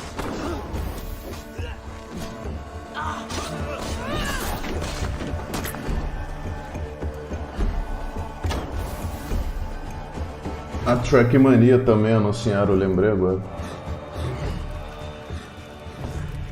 Your crew will assist you in all your raids, fighting enemies, battering down doors, and stealing cargo too heavy for one set of arms. Whatever riches and resources you pillage may be used to develop your settlement, giving you access to useful services, better tools, and new settlers. At the heart of your settlement is the Alliance map. It will serve as a record of the allies you have made, and a guide for future opportunities. The Viking Age was a time of warriors and legends. Inimigos. In Valhalla, you will find the largest variety of enemies ever assembled in an Assassin's Creed game. Every archetype offers a unique challenge. Some will coordinate with their allies for special attacks, while others will use nearby objects to their advantage, including the bodies of fallen warriors. To face these attacks, you must find and exploit your opponent's weaknesses to gain the upper hand. Take the fight to your foes with a host of brutal new combat abilities.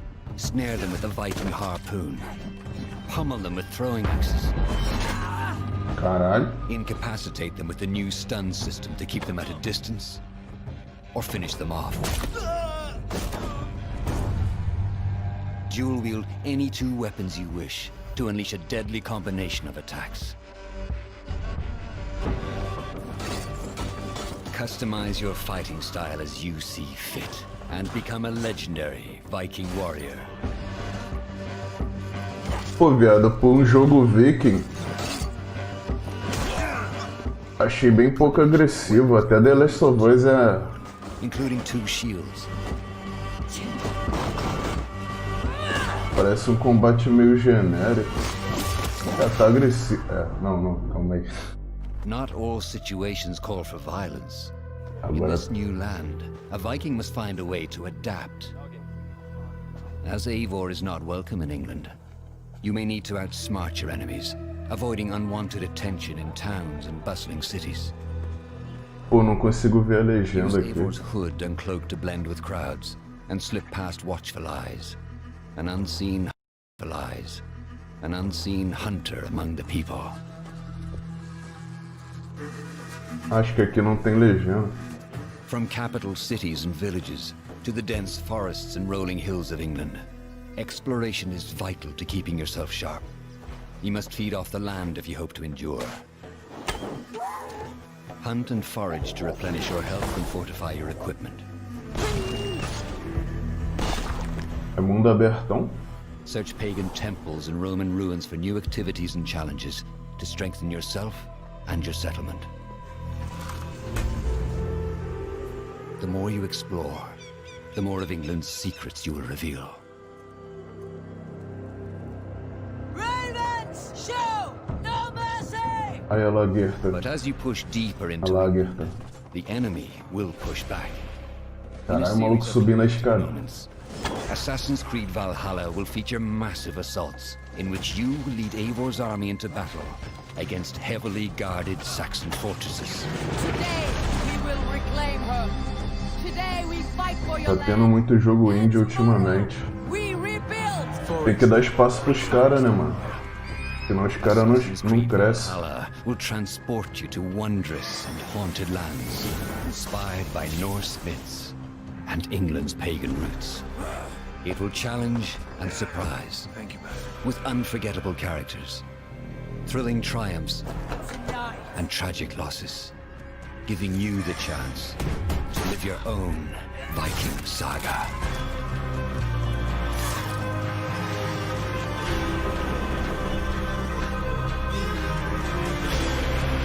Stay tuned for more.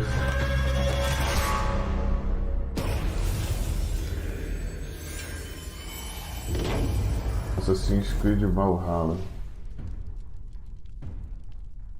Aí, vai comprá-la? 9th century England is truly unlike anything the franchise has seen before.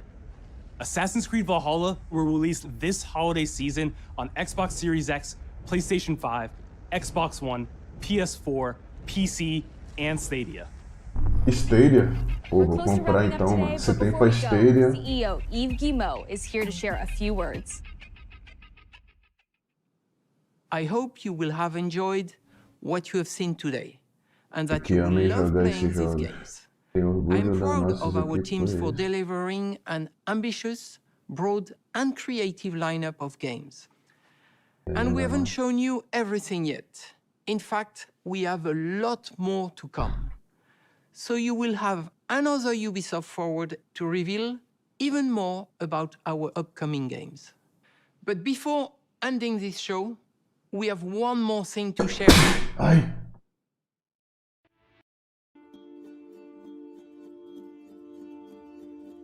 Porra, essa.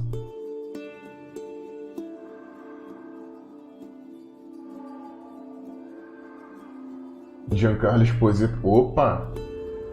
Far Cry 6.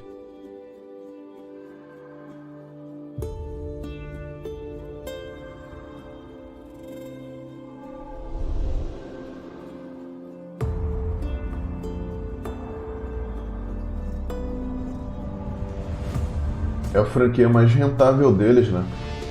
Eu acho que vem Far Cry, aí depois vem Watch Dogs. Não, acho que é... agora eu não sei se é Assassin's Creed ou Far Cry, que é a mais rentável.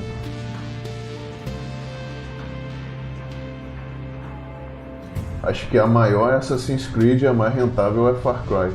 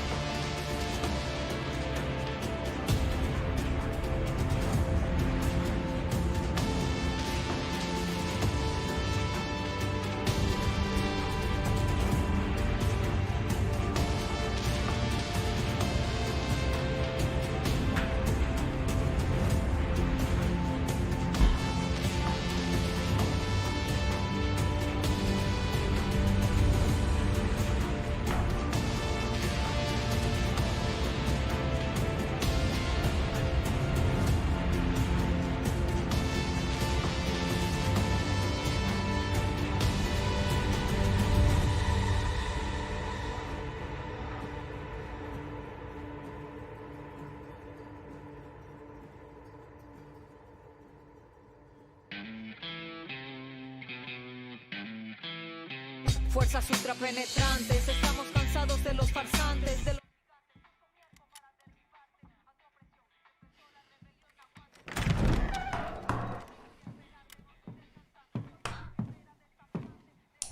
It's beautiful, amigo. Perfect, but useless. I have something for you, Diego. Give me your hands.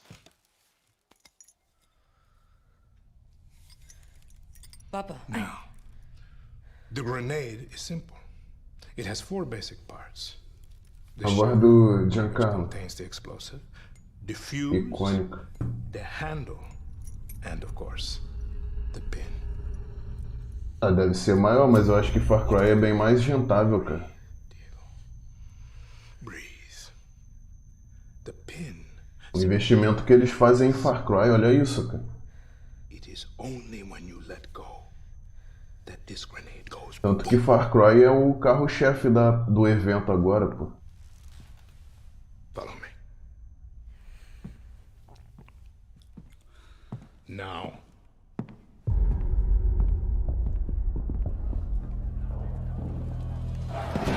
I am El Presidente, which means that someday you will be El Presidente. And our people, they do not be happy. They are torn apart by opinions, noise, indecision, strangled by their own freedoms. And even if you have love in your heart, Even if you want what's best for them, if you only want to save them from themselves.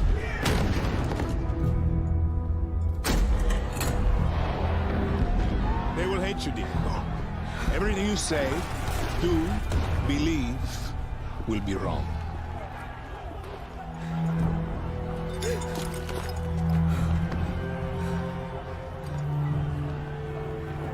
Quantidade de títulos bem-sucedidos de Assassin's Creed.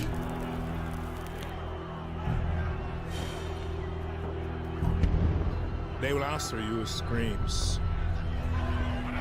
Call you evil. A monster. Porra, mais uma história de ditador, mano. And give you this. O cara não muda a fórmula, né? So you tell me. Are you evil? Caralho, o gráfico tá muito foda no CGI, pelo menos. Are you a monster?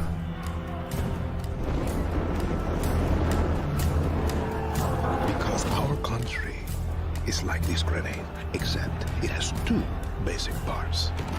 Our people.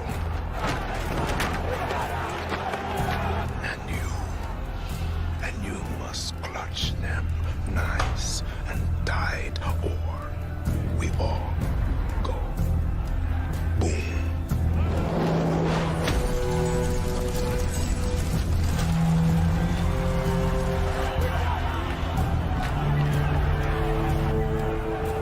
You understand now? Prove it. Então prove.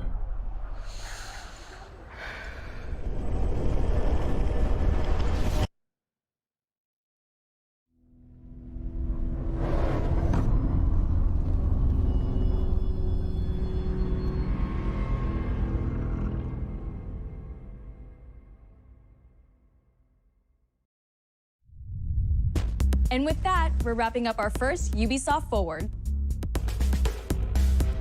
Today, we've seen the next generation of Assassin's Creed, the birth of a resistance in Watch Dogs Legion, the cyber chaos of Hyperscape, and the epic reveal of A Marta tá comparando along with so much more. Watch Dogs com Remember, we'll be back later this year with another Assassin's Creed, Ubisoft pô. with another Ubisoft Forward filled with tons of game news and updates. Tá falando mais de Far Cry e Assassin's Creed. E Watch Dogs é assim em terceiro, tá ligado?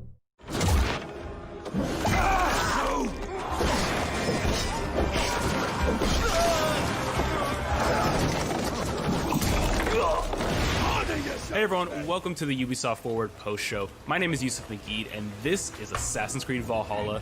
We're going to take a deep dive into about 30 minutes of gameplay, and we're joined by a very special guest here. Hey everyone, this is Philippe Bergeron, otherwise known as Fizz. I am the quest director on Assassin's Creed Valhalla. So Fizz, we're setting up here for what looks like an epic encounter. Tell us exactly what's going on here. As vendas não foram assustadoras porque o jogo não é de terror, pô. That we're showing for Ubi Forward. Here we're looking at the assault of Berg Castle. So these are big moments that usually sort of culminate at the end of the story. And so here Eivor, our Viking raider, is taking a group of raiders and Fyrds into Berg Castle to go and take down Rued. Voltaram pro Assassin's Creed. So who exactly is Rued, and why does Eivor sort of want to pick a fight with him? Basically, Rued comes into play about halfway through this story arc, where at the beginning of the arc, this is something that happens. Se vendeu mais é porque tem mais jogo, pô. Within the territory, and Oswald, who's the sort of elderman to be to inherit this territory, Mas eu acho que o 13 take him down. é incontestável. Having just been defeated in a previous quest, and so here this is revenge, but also accomplishing your ultimate goal. So Fizz, as you're talking, we're seeing some of the combat of Valhalla. Can you tell us a little bit about the changes to combat this time around? We wanted to basically add a lot of new mechanics to it. So we added like some dual wielding for the player, like a stun system in there. And we really needed to do this. Esses 5 aí falaram que foi um sucesso. Eu não curti muito não, mas é um particular meu. Mas parece que a galera achou maneiro.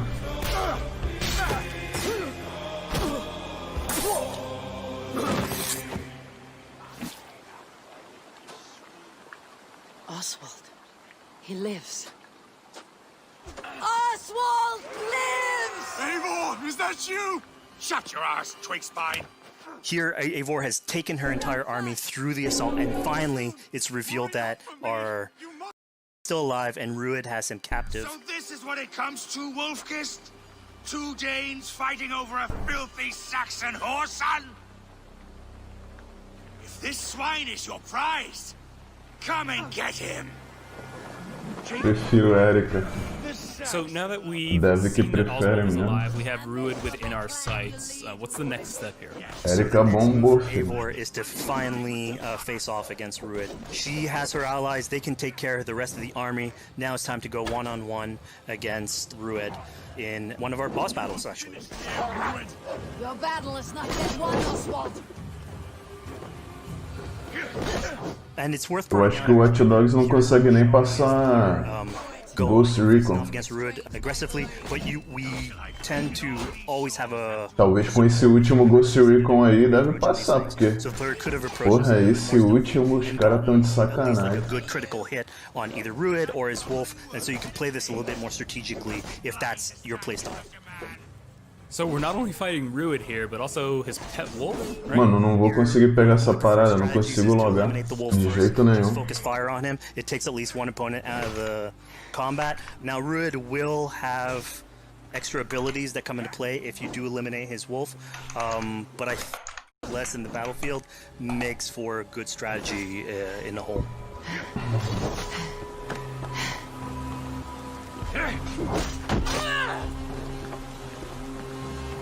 For all your efforts, only the cold dark of Niflheim awaits you.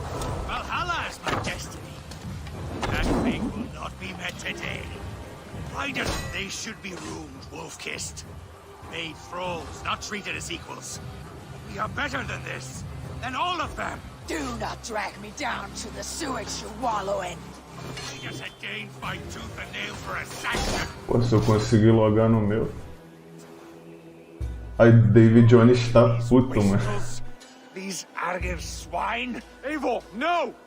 He should be trying. Ele tá muito decepcionado com o evento. Alright, so we've defeated Rued, we freed Oswald. What comes next? Oswald, in this case, prefers for Rued to be kept alive. Tá And muito so you basically have to engraçado. choose, are you going to go against his wishes or stay true to your nature? So we have this choice to make, but before we get into that, I want to rewind a little bit because we just did this big Valeu, mano. grand Tamo junto aí. but Eivor couldn't have done it alone. She clearly had to recruit some folks along the way, get some troops, get some allies. So let's actually rewind and see how we went about first gathering those troops.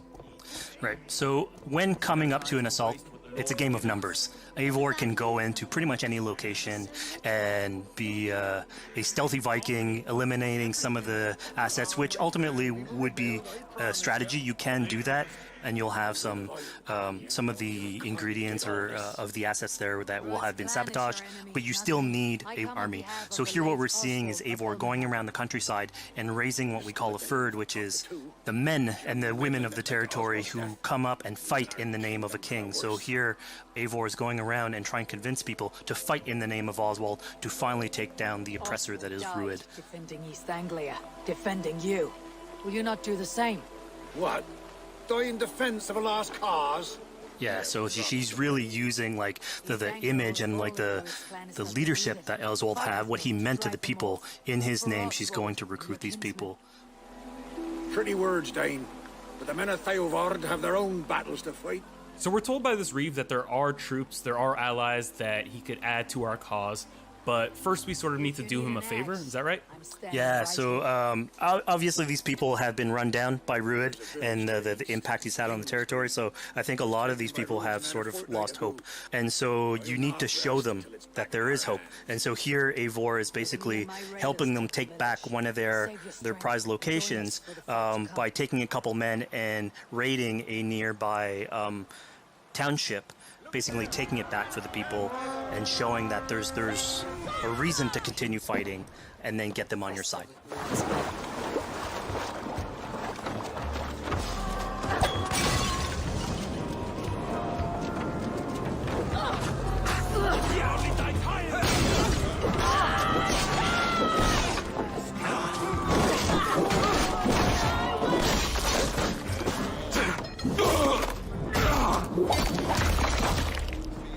when Eivor does this, obviously you have access to a full suite of abilities. So again, the improvements that we've done to the fight system, you have some brutal axe throwing in there. You have archery or like as well. So really, again, like depending on what your playstyle is, you can customize your loadout and go in there how you wish.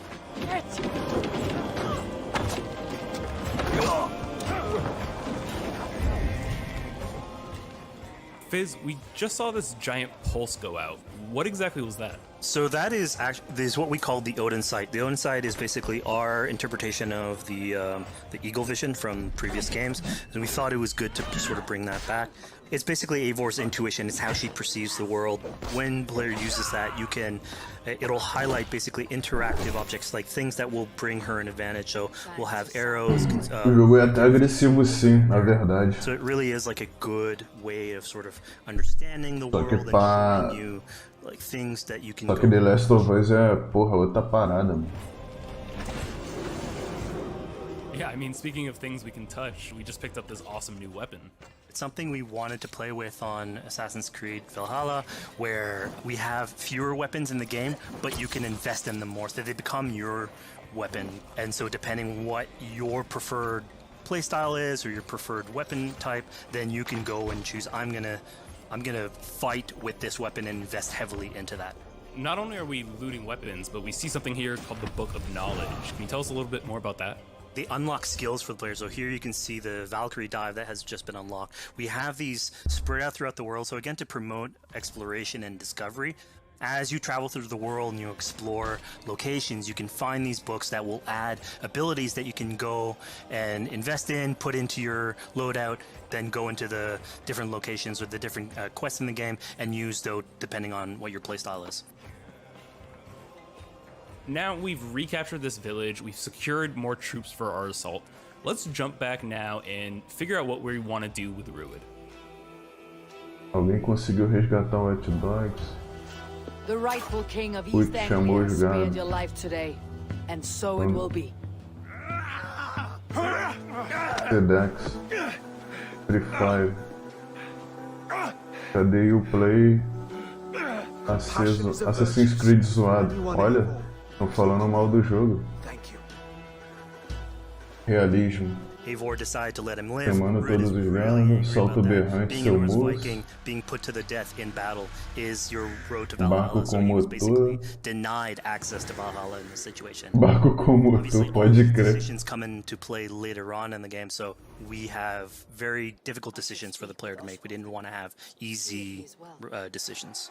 Yeah, you know, when I was playing, I decided to listen to Oswald and spare Rued's Barco life. com motor agora. What exactly is the relationship like between Eivor and Fato de ser so the só relationship para between PC. Eivor and Oswald is an alliance. It's, basically, Eivor is surrounded by territories dos fãs jogam no that initially console. getting into England are hostile towards Isso her. não é barco, é uma lancha. Obviously, if you want to set up a new settlement, you want to Evento bem make sure that fraco. your neighbor is friendly. Bravo. So here in East Anglia, Oswald is the man Dava for the ataque. job, where putting him into Dava a position ataque. of power would help her sort of secure her territory. Dava pra logar earlier mais on to the cedo. territory, Eivor Alguém comes in sabe here, se tem meets COD Oswald. hoje? The problems he had with Rued are sort of put to light. Código.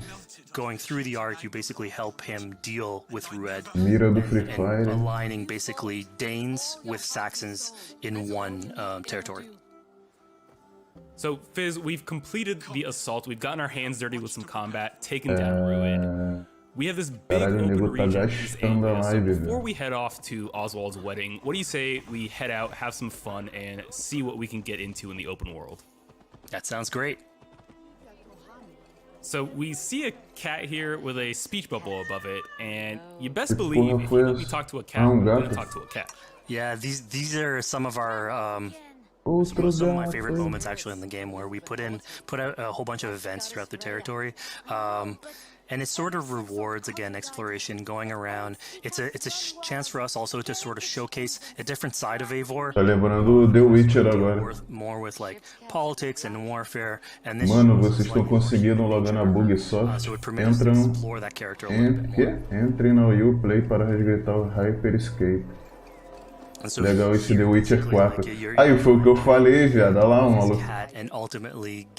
Igualzinho The Witcher. Join your crew as a cat raider. Far Cry 6 ainda não está jogável. Review Garded. That's exactly what I'm telling you. Salve, salve. Feião esse game. Feião esse game. So yeah, as you're riding Só os bugs desse jogo. the rivers of England, you would see a cat basically walking around your longship, keeping your Viking raiders company. Tá um pedaço de merda. Speaking of the Viking longship, we're seeing some of that gameplay here now. Can you talk a little bit about how that works and functions in Cadê Valhalla? que ele falou aqui? Yeah, so starting out on this Isso aqui é a... I think the Viking longship É os comentários da live, tá? biggest images that we all have Do with evento. Vikings in Não our é aqui game. não. And so Vikings had this awesome design for longship that had a very shallow hull, so it permitted them to go very far inland very quickly, and you could basically disembark Viking raiders like on pretty much any shore. We added that into the game where you can basically sail up to any location and then just decide to disembark with your guys and raid a location, loot all its treasure, get back in the ship, and then continue sailing down the river to your next opportunity. Os caras estão muito decepcionados. Tem So I know muito past maluco Assassin's aqui. Creed games allowed for songs and things like that to be sung on ships. Will Valhalla have a Cara, similar sei lá, eu tô Yeah, so this is something neutro. we actually wanted the crew of your ship to become like your home. A maioria dos jogos eu não vou jogar mesmo. We added stories and songs into the ship. So basically, as the player is going around, you could decide to have your skald sort of sing a song for you as you. Talvez eu jogue o Legion, You can also mas decide sei lá, não me animou muito também raiders não. are in your ship to hear more about their life, so you can actually queue up stories, and they'll give you a little bit more background on who they are. So you get to know your sort of fighters as you're traveling around the world, which is a cool Bane a palavra drop. moment. Drop the beat. So here we're seeing a bit of a different view. What exactly are we looking at? We had this on previous Assassins where you would like ride on your horse and Não you could tem pull out, stealth mais. the horse sort of follow the track. O melhor de todos é o Assassin's Put up 4. your sails, it's cruise control for the ship, so you can pull back, take in the Qual scenery, listen game to é some esse? songs or some stories, and just take it all in. Apenas esquiva nos novos. Pode crer. So, you know, O speaking povo of Viking pirou. songs, Tá muito feio, muito activity ruim is esse not jogo. exactly singing, Feião. but kind of related, right? Yeah, so here Como we have is what we call o jogo é... fighting, which Que jogo is genérico é esse? people partake in. E They olha would lá. like to have a É battle hora of do wits vapo vapo. and sort of poetry where Peppa Pig insults would be Adventures. thrown back and forth between each other. The idea was to try and have a good insult, O que você but also acha? to have a good rhythm and a good rhyme in there. So it's basically Quem a está precursor jogando? to rap battles. Lixo. Merda. Here's the silver. Now begin. Tá terrível a qualidade. Depois de jogar The Last of Us 2, caralho! Depois de jogar de The Last of Us 2, essa porcaria nem compensa. Me dá meu Watch Dogs 2 agora, Ubisoft. How exactly do you go É jogo de PS3 isso, caralho. The trick behind a good flight was to choose the right insult, identifying the right cadence, and then trying to find what rhymed the best. I'm known for my might. Faz live com... Interesting. Faz live. Silent whispers all claim that you're Faz live terribly com essa dense. qualidade, vale nem a pena. Mecânica de luta tá meio Then you've zoada. clearly misheard them. My wit is immense. Virou o TW essa porra. The Witcher, o TW. Well, E o Watch Dogs, cadê? Eivor of the Raven Clan is a Vagabundo é true talent. foda. I'm shocked. The Witcher 3 versão full bugs. On my flighting, then he Caralho, o nego tá descascando, mano. Eu acho que é gratuito essa porra, né? tongue and wit. I think it's time for a bit more relaxing activity, so we're fishing here. Yeah, that's it. So we gave Eivor a fishing line, so you can A actually loja throw da a Ubisoft line está and offline, go catch a caô. fish. This is used basically to to play into our new health mode, where the player will lose health in the world, and it doesn't automatically regenerate like we would have in the past. So you actually have to go out and get some supplies. So you'll find mushrooms and some food that you can gather. But here, like you can also catch some fish and consume that to regain some health. We also will sometimes have it in certain quests. So it's a good way to sort of chill out on the side of the water and just, again, take it all in.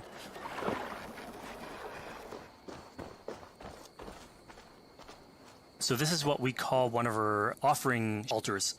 So the idea is that you find these around the world and you make offerings to it. So it'll take like animal parts and stuff that you can find throughout the world.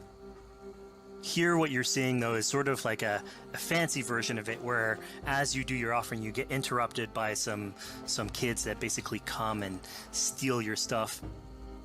So it's just a way for us to sort of showcase that like the systems and the activities in the world can sort of play in with some quests and some little events. So it's our way to sort of dress up these moments and make it all fit inside the whole experience.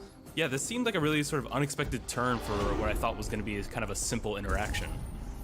Yeah, and it's really what we were trying to do with these events is to give another dimension to Eivor, other than just, you know, the pure rar Viking or the politician. Because you can imagine at some point that will grow old if you're always telling that version of the character. So it lets us really go into the depth of who is Eivor, what motivates her, how she can interact with the world outside of warfare and politics. Your stealth needs work.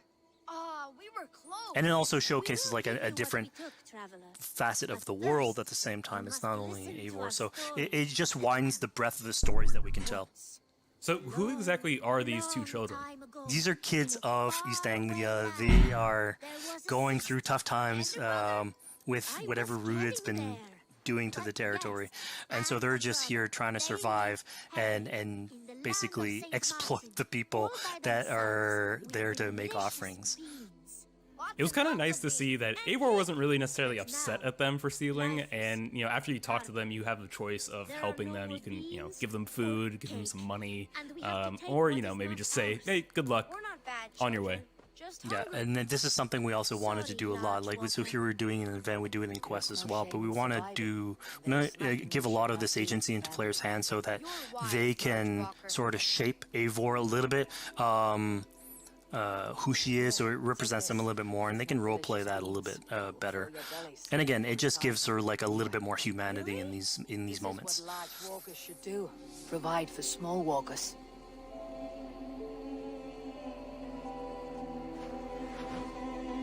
Here, large walker. A necklace? Yes, it's a St. Martin seal. You're welcome here anytime, large walker. You're one of us now. Visit us, okay?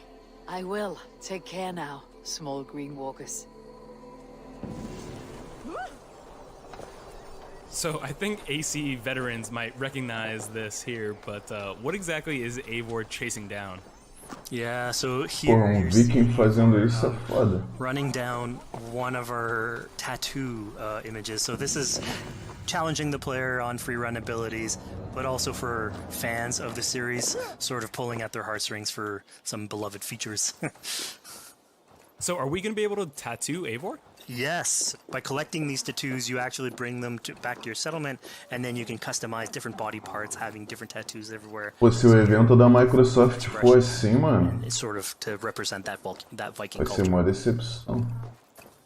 Fizz, one of my favorite things when I was just out there exploring East Anglia was coming upon a house or a building and realizing that there was a chest inside, but that there was no easy way in. And in this case, I saw all the doors were barred, but I knew that because there was a chest in there must have been some way to get inside. So I went around the back and, you know, found a way in. Yeah, I'm glad you actually caught on to that. You're pointing at something that we wanted to work on a lot on Valhalla, where we wanted the exploration to make you feel smarter. So we played a lot with puzzle solving, so making sure that every house that you find sort of appeals to you, like it draws your attention, and then when you want to come and explore, it's not given to you. You still have to work for a little bit, so it'll challenge you on your observation skills, logic, just trying to find how do I get into this. So we play a lot with level design, quest design, to offer challenges to players, and you basically come out of it like with a better exploration, but you also get to see more of a story behind any of these locations which we've crafted. So it gave us a little bit more time to sort of slow down the experience and tell a different version of a story.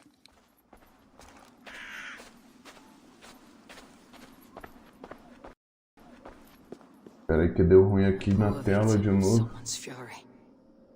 Yeah, I mean, speaking about exploration and just finding things out in the world, I was just wandering and came across this clearing and found this kind of morbid altar. Yeah, so this is one of our bigger events that we have scattered in the world.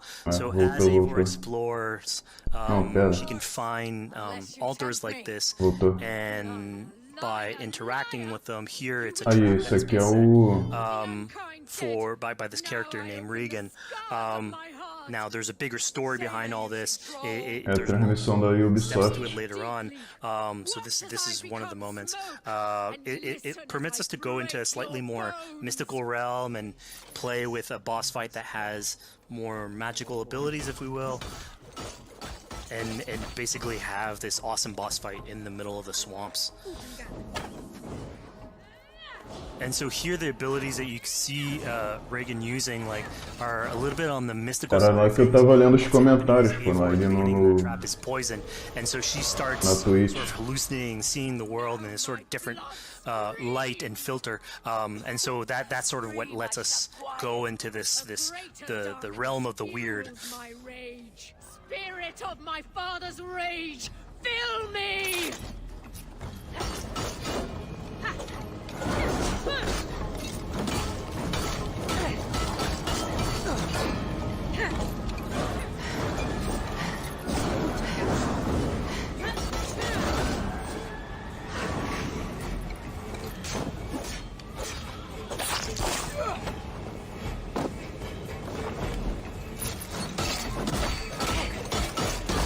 Enough cracking and punching.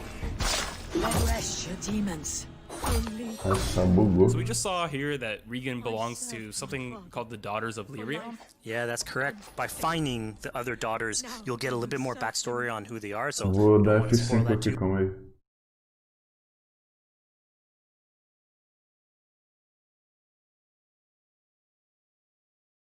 It's still very rich and adds to the lore of this world and actually plays into history. So we just had a really exciting, really intense boss battle. I think it's time for All about pacing yourself with the highs and the lows. So here we have a low chill moment of what we call building a cairn. So Eivor, as she explores the world, will find these sort of meditative areas where you have a pile of rocks that you could just stack on on top of one another using physics. And I mean, yeah, the ultimate goal is to try and get the highest pile of rocks, but really it's about taking in the sights, relaxing, taking a step back, and just building something. Together we stack stones into cairns. These? Yes. Think of this as a test of mind and wit. Stack the cairn stones high and wide into any shape you like. I mean, you can spend as much time as you want building these things, making them as high as you want, as weird as you want. I'm sure like a lot of these stuff will end up on the internet, like people comparing structures. Calma aí, rapaziada, deixa eu ver bagulho aqui. Vou mutar aqui rapidão. To get out of it, it sort of stays there, and so that's yours.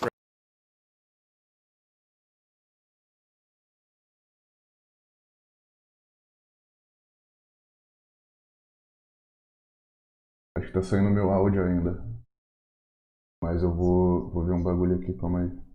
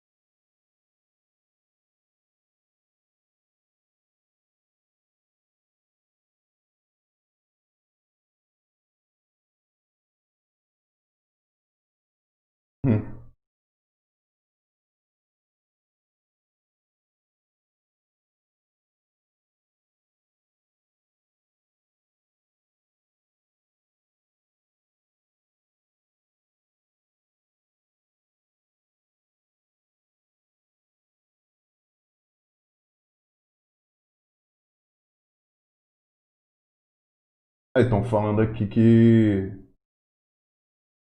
Estão falando que você vai poder escolher entre homem ou mulher no Far Cry 6. E que... Caralho, é a mesma história pra um personagem. Tipo, é um personagem homem, mas você escolhe entre homem ou mulher. Só que o personagem principal é homem. Como é que vai ser essa porra? Não é duas histórias, um pro homem e um pra uma mulher. É uma história só. Pô, vai ser esquisitão, mano.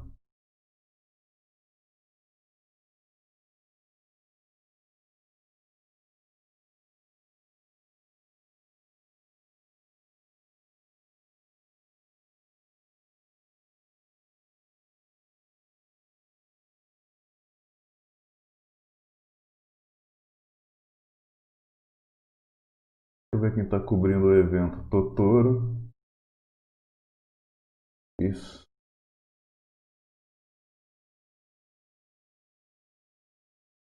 Só. O Dave.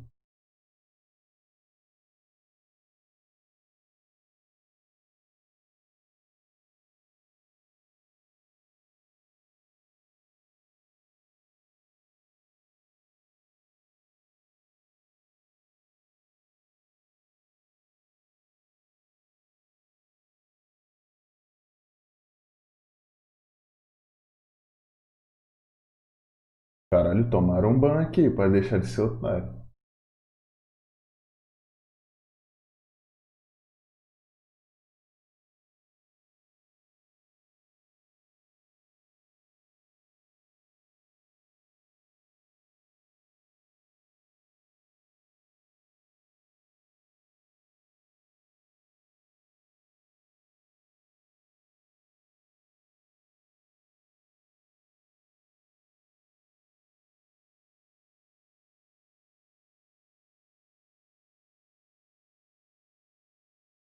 Mas vou liberar o áudio aqui de novo.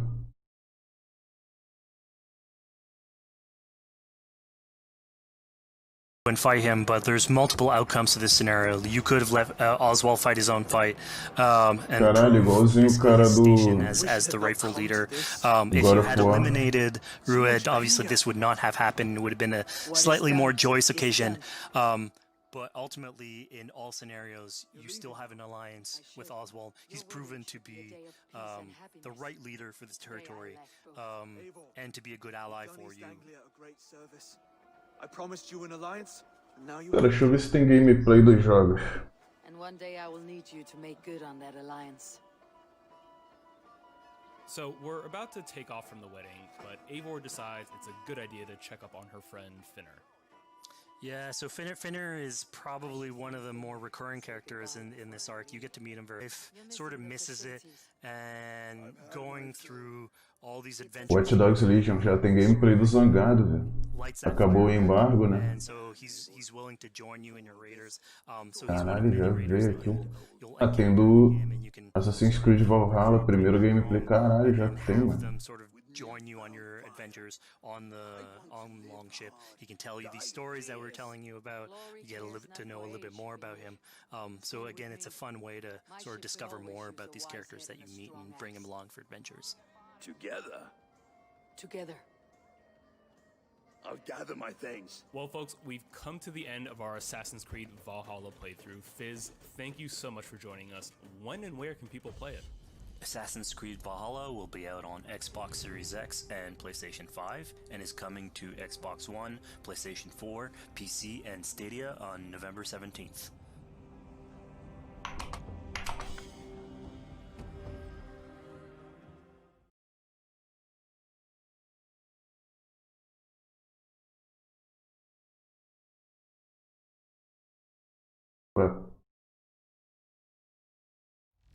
E vai falar de Hyper Escape.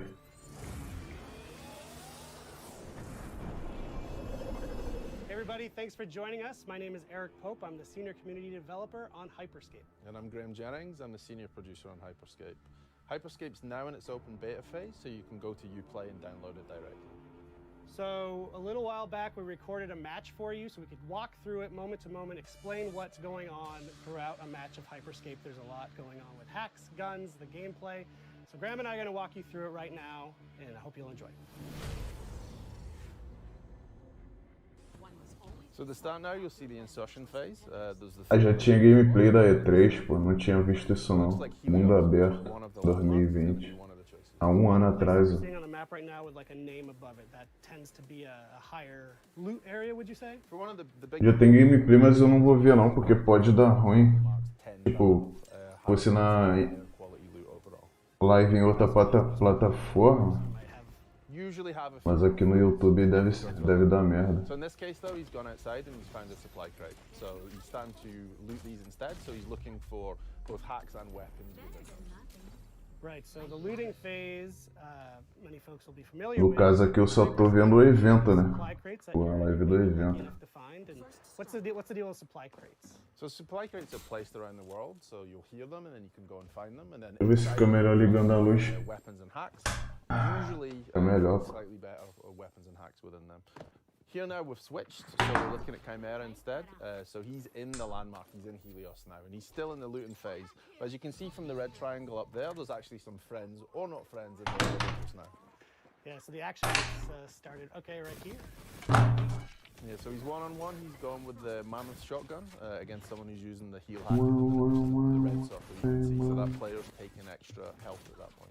Pô, acho que não tem muito o que mostrar mais não, cara. Hold his ground against that mammoth. And I believe it helped him survive that. Não consigo logar no bagulho. Other players in here just now, so the combat started and eliminations got his first kill.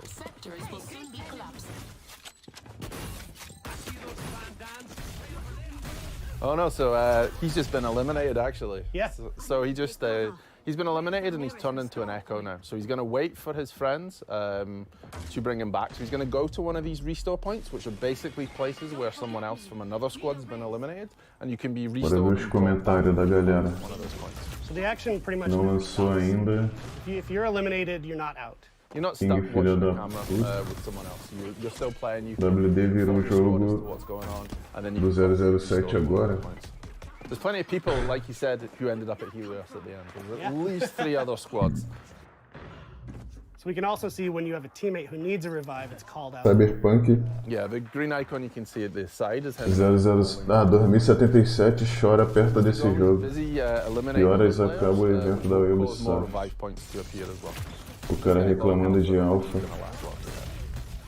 E olha lá. Esse é o tal do Yacht Drugs.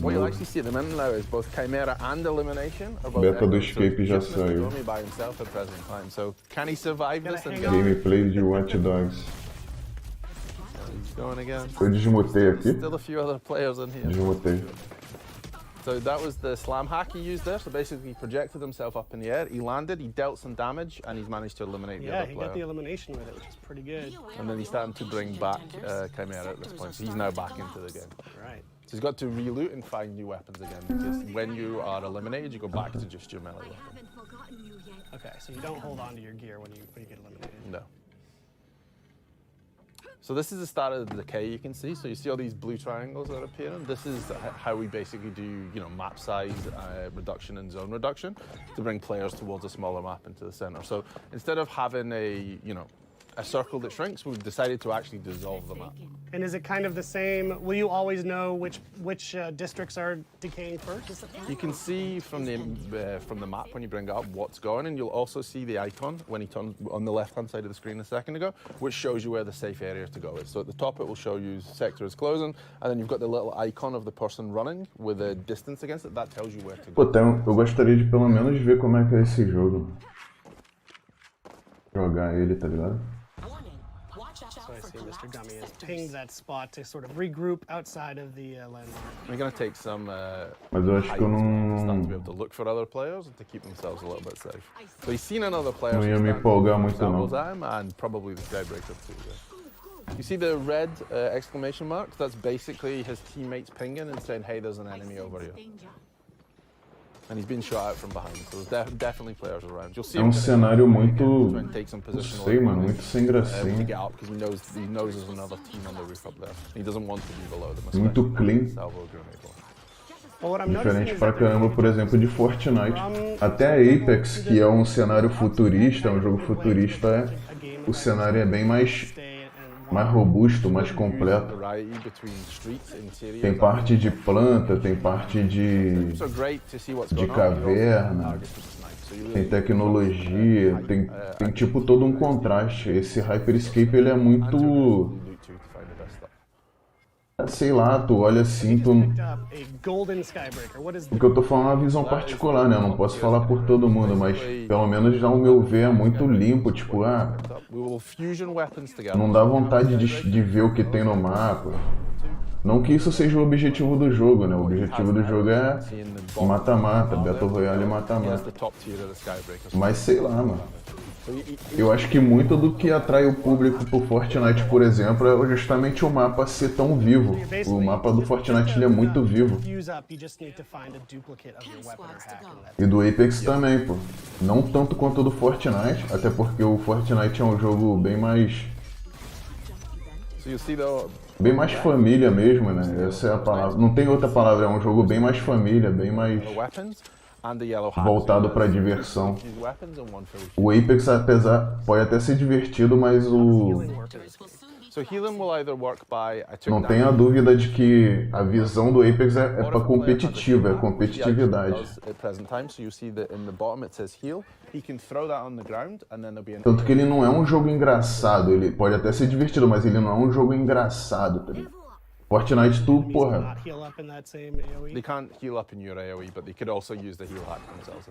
Outro jogo nessa pegada, apesar de não ser Battle Royale, é Valorant, tá ligado? Tem a mesma vibe de Apex também.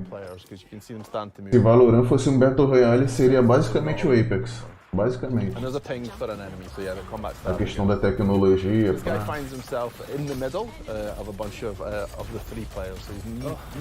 É que Valorant, os caras chegaram focado mirando no CS mesmo. Valorant eu sinto uma pegada de CS com Apex, parece muito pra mim. O nego fala que parece Overwatch, mas a única coisa parecida com Overwatch é o conceito de cada personagem ter um poder. Mas até aí Apex também tem, então eu prefiro comparar com Apex.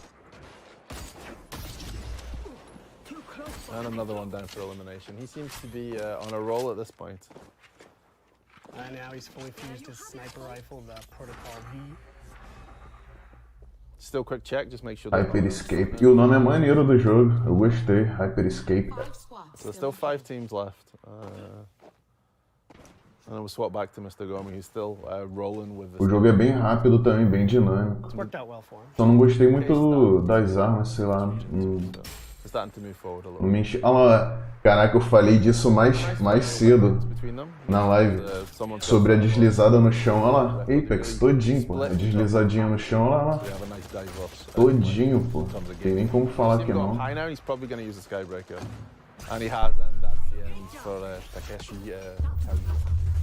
Tem como ressuscitar o oponente com os pedestais. Notice if you've been watching the feed, the usernames all seem pretty similar in this match. What's the story with that? So this is the feature we call streamer protection. So it allows you to anonymize who's in the game. Eu acho o Apex melhor porque o Apex tem personalidade, tá ligado? Um jogo de personalidade. Esse aqui parece muito genérico. So that was kind of the end for them. Dangerous. So they've swapped now and they've gone to the Mammoth instead. So they've swapped out to the shotgun. So it's quick to change your playstyle. You can easily find another weapon you like and you can adjust based on map size, how many players are left, and continuously adjust. And that countdown that just finished was a health kit event. What does that mean? What are these events? So basically in the top right now, agora esse Assassin's Creed it's kind of ticking down. So this is said that there's no time left for the health kit event. Basically, every match, there will be o que menos me atraiu aí.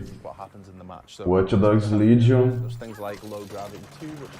também não me encheu os olhos não. O único que eu fiquei curioso mesmo para jogar foi esse Hyperscape, pelo menos para ver como é que é. Tem chance de virar um competitivo maneiro, mano, porque ele é bem simples, ele é isso, ele é combate e é isso. Não tem muito o que inventar. Aí, jogos competitivos geralmente são assim. Tipo, se tu vê Valorant também não é... So here you see that O cenário vai se desfazendo, entendi. so try and move back in. Não é algo, caraca, olha esse cenário, olha esses personagens e tal. Tipo, tem personalidade o jogo, né? Cada personagem tem sua individualidade e tal. Mas também não é um jogo tipo LoL. LoL tem personalidade pra caramba. So basically you have a crown that spawns in the wall. LoL, Overwatch. Eu não gosto de Overwatch, mas sejamos francos, o jogo tem personalidade. The only downside to that is once you've picked up the crown, everyone can see where you are and everyone's gonna chase you. So yeah, he's got the crown, the countdown is on. As soon as, if he were to get eliminated, it would drop and that countdown would go away, right? Yes, and then whoever picks it up next, that person, the countdown will start again for them. And that's only one of the two ways you can win a match of Hyperscape, right? Yeah, you can win via the crown if you want to take it and maneuver. This is why you'll see the really high up to own the higher space, or you can eliminate all the other teams. You could sneak around and grab that crown and survive. If you use your hacks well and you use your movement and hide a lot, then yeah, you could possibly grab the crown, get to the end, and then win via a crown victory. Wow. There it is. Pô, parece que só tem 5 armas no jogo, mano. É foda. Tudo bem que mal lançou o jogo, né?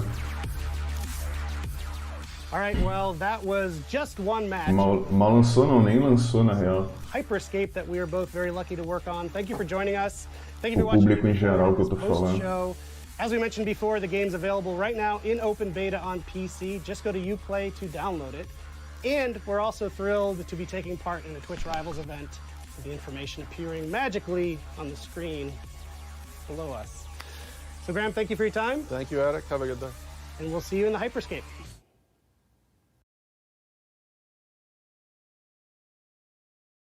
Hyperscape. Thank you for watching. Thank you for watching. Acabou o evento? Acabou ou não acabou? O cara tá nem assistindo mais, mano. Tô vendo a live dos caras aqui, os caras estão nem vendo mais esse evento. Tem maluco vendo outros vídeos, mano. Deixa eu ver. Tem maluco jogando já, ó. Deixa eu ver aqui. Acabou, mano. Acabou mesmo. Acho que. Deixa eu ver.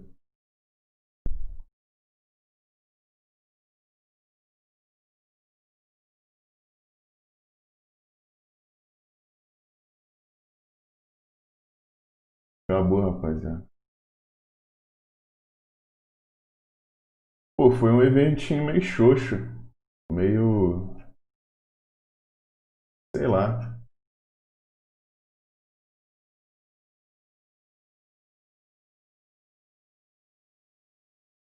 Não consegui o Watch Dogs.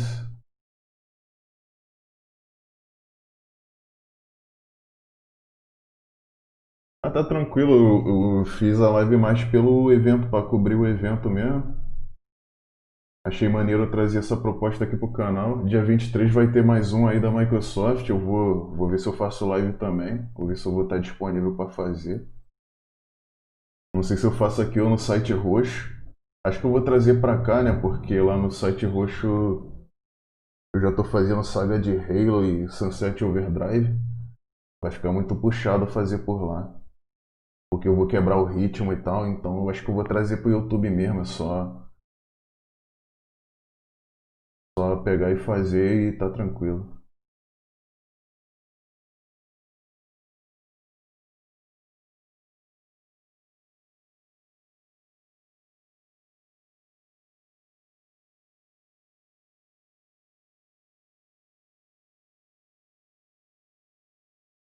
Então, já que essa live vai ficar por aqui, pô, deixa aí nos comentários sua opinião sobre esse evento. Se você está esperando algum desses jogos, basicamente é os 3, né? O Watch Dogs Legion, o Assassin's Creed e o Hyperscape. Eu basicamente tô só curioso para esse Hyperscape. Eu acho que se eu conseguir jogar, eu vou jogar 2 semanas e vou enjoar. Eu não me apego muito a jogo assim, genericão, e só isso mesmo. As minhas considerações finais aí. Pô, basicamente é isso aí então, clã. Agradeço a audiência de todos vocês. Não esquece de se inscrever para acompanhar o canal aí. E é nóis. Valeu, é nóis aí, tamo junto.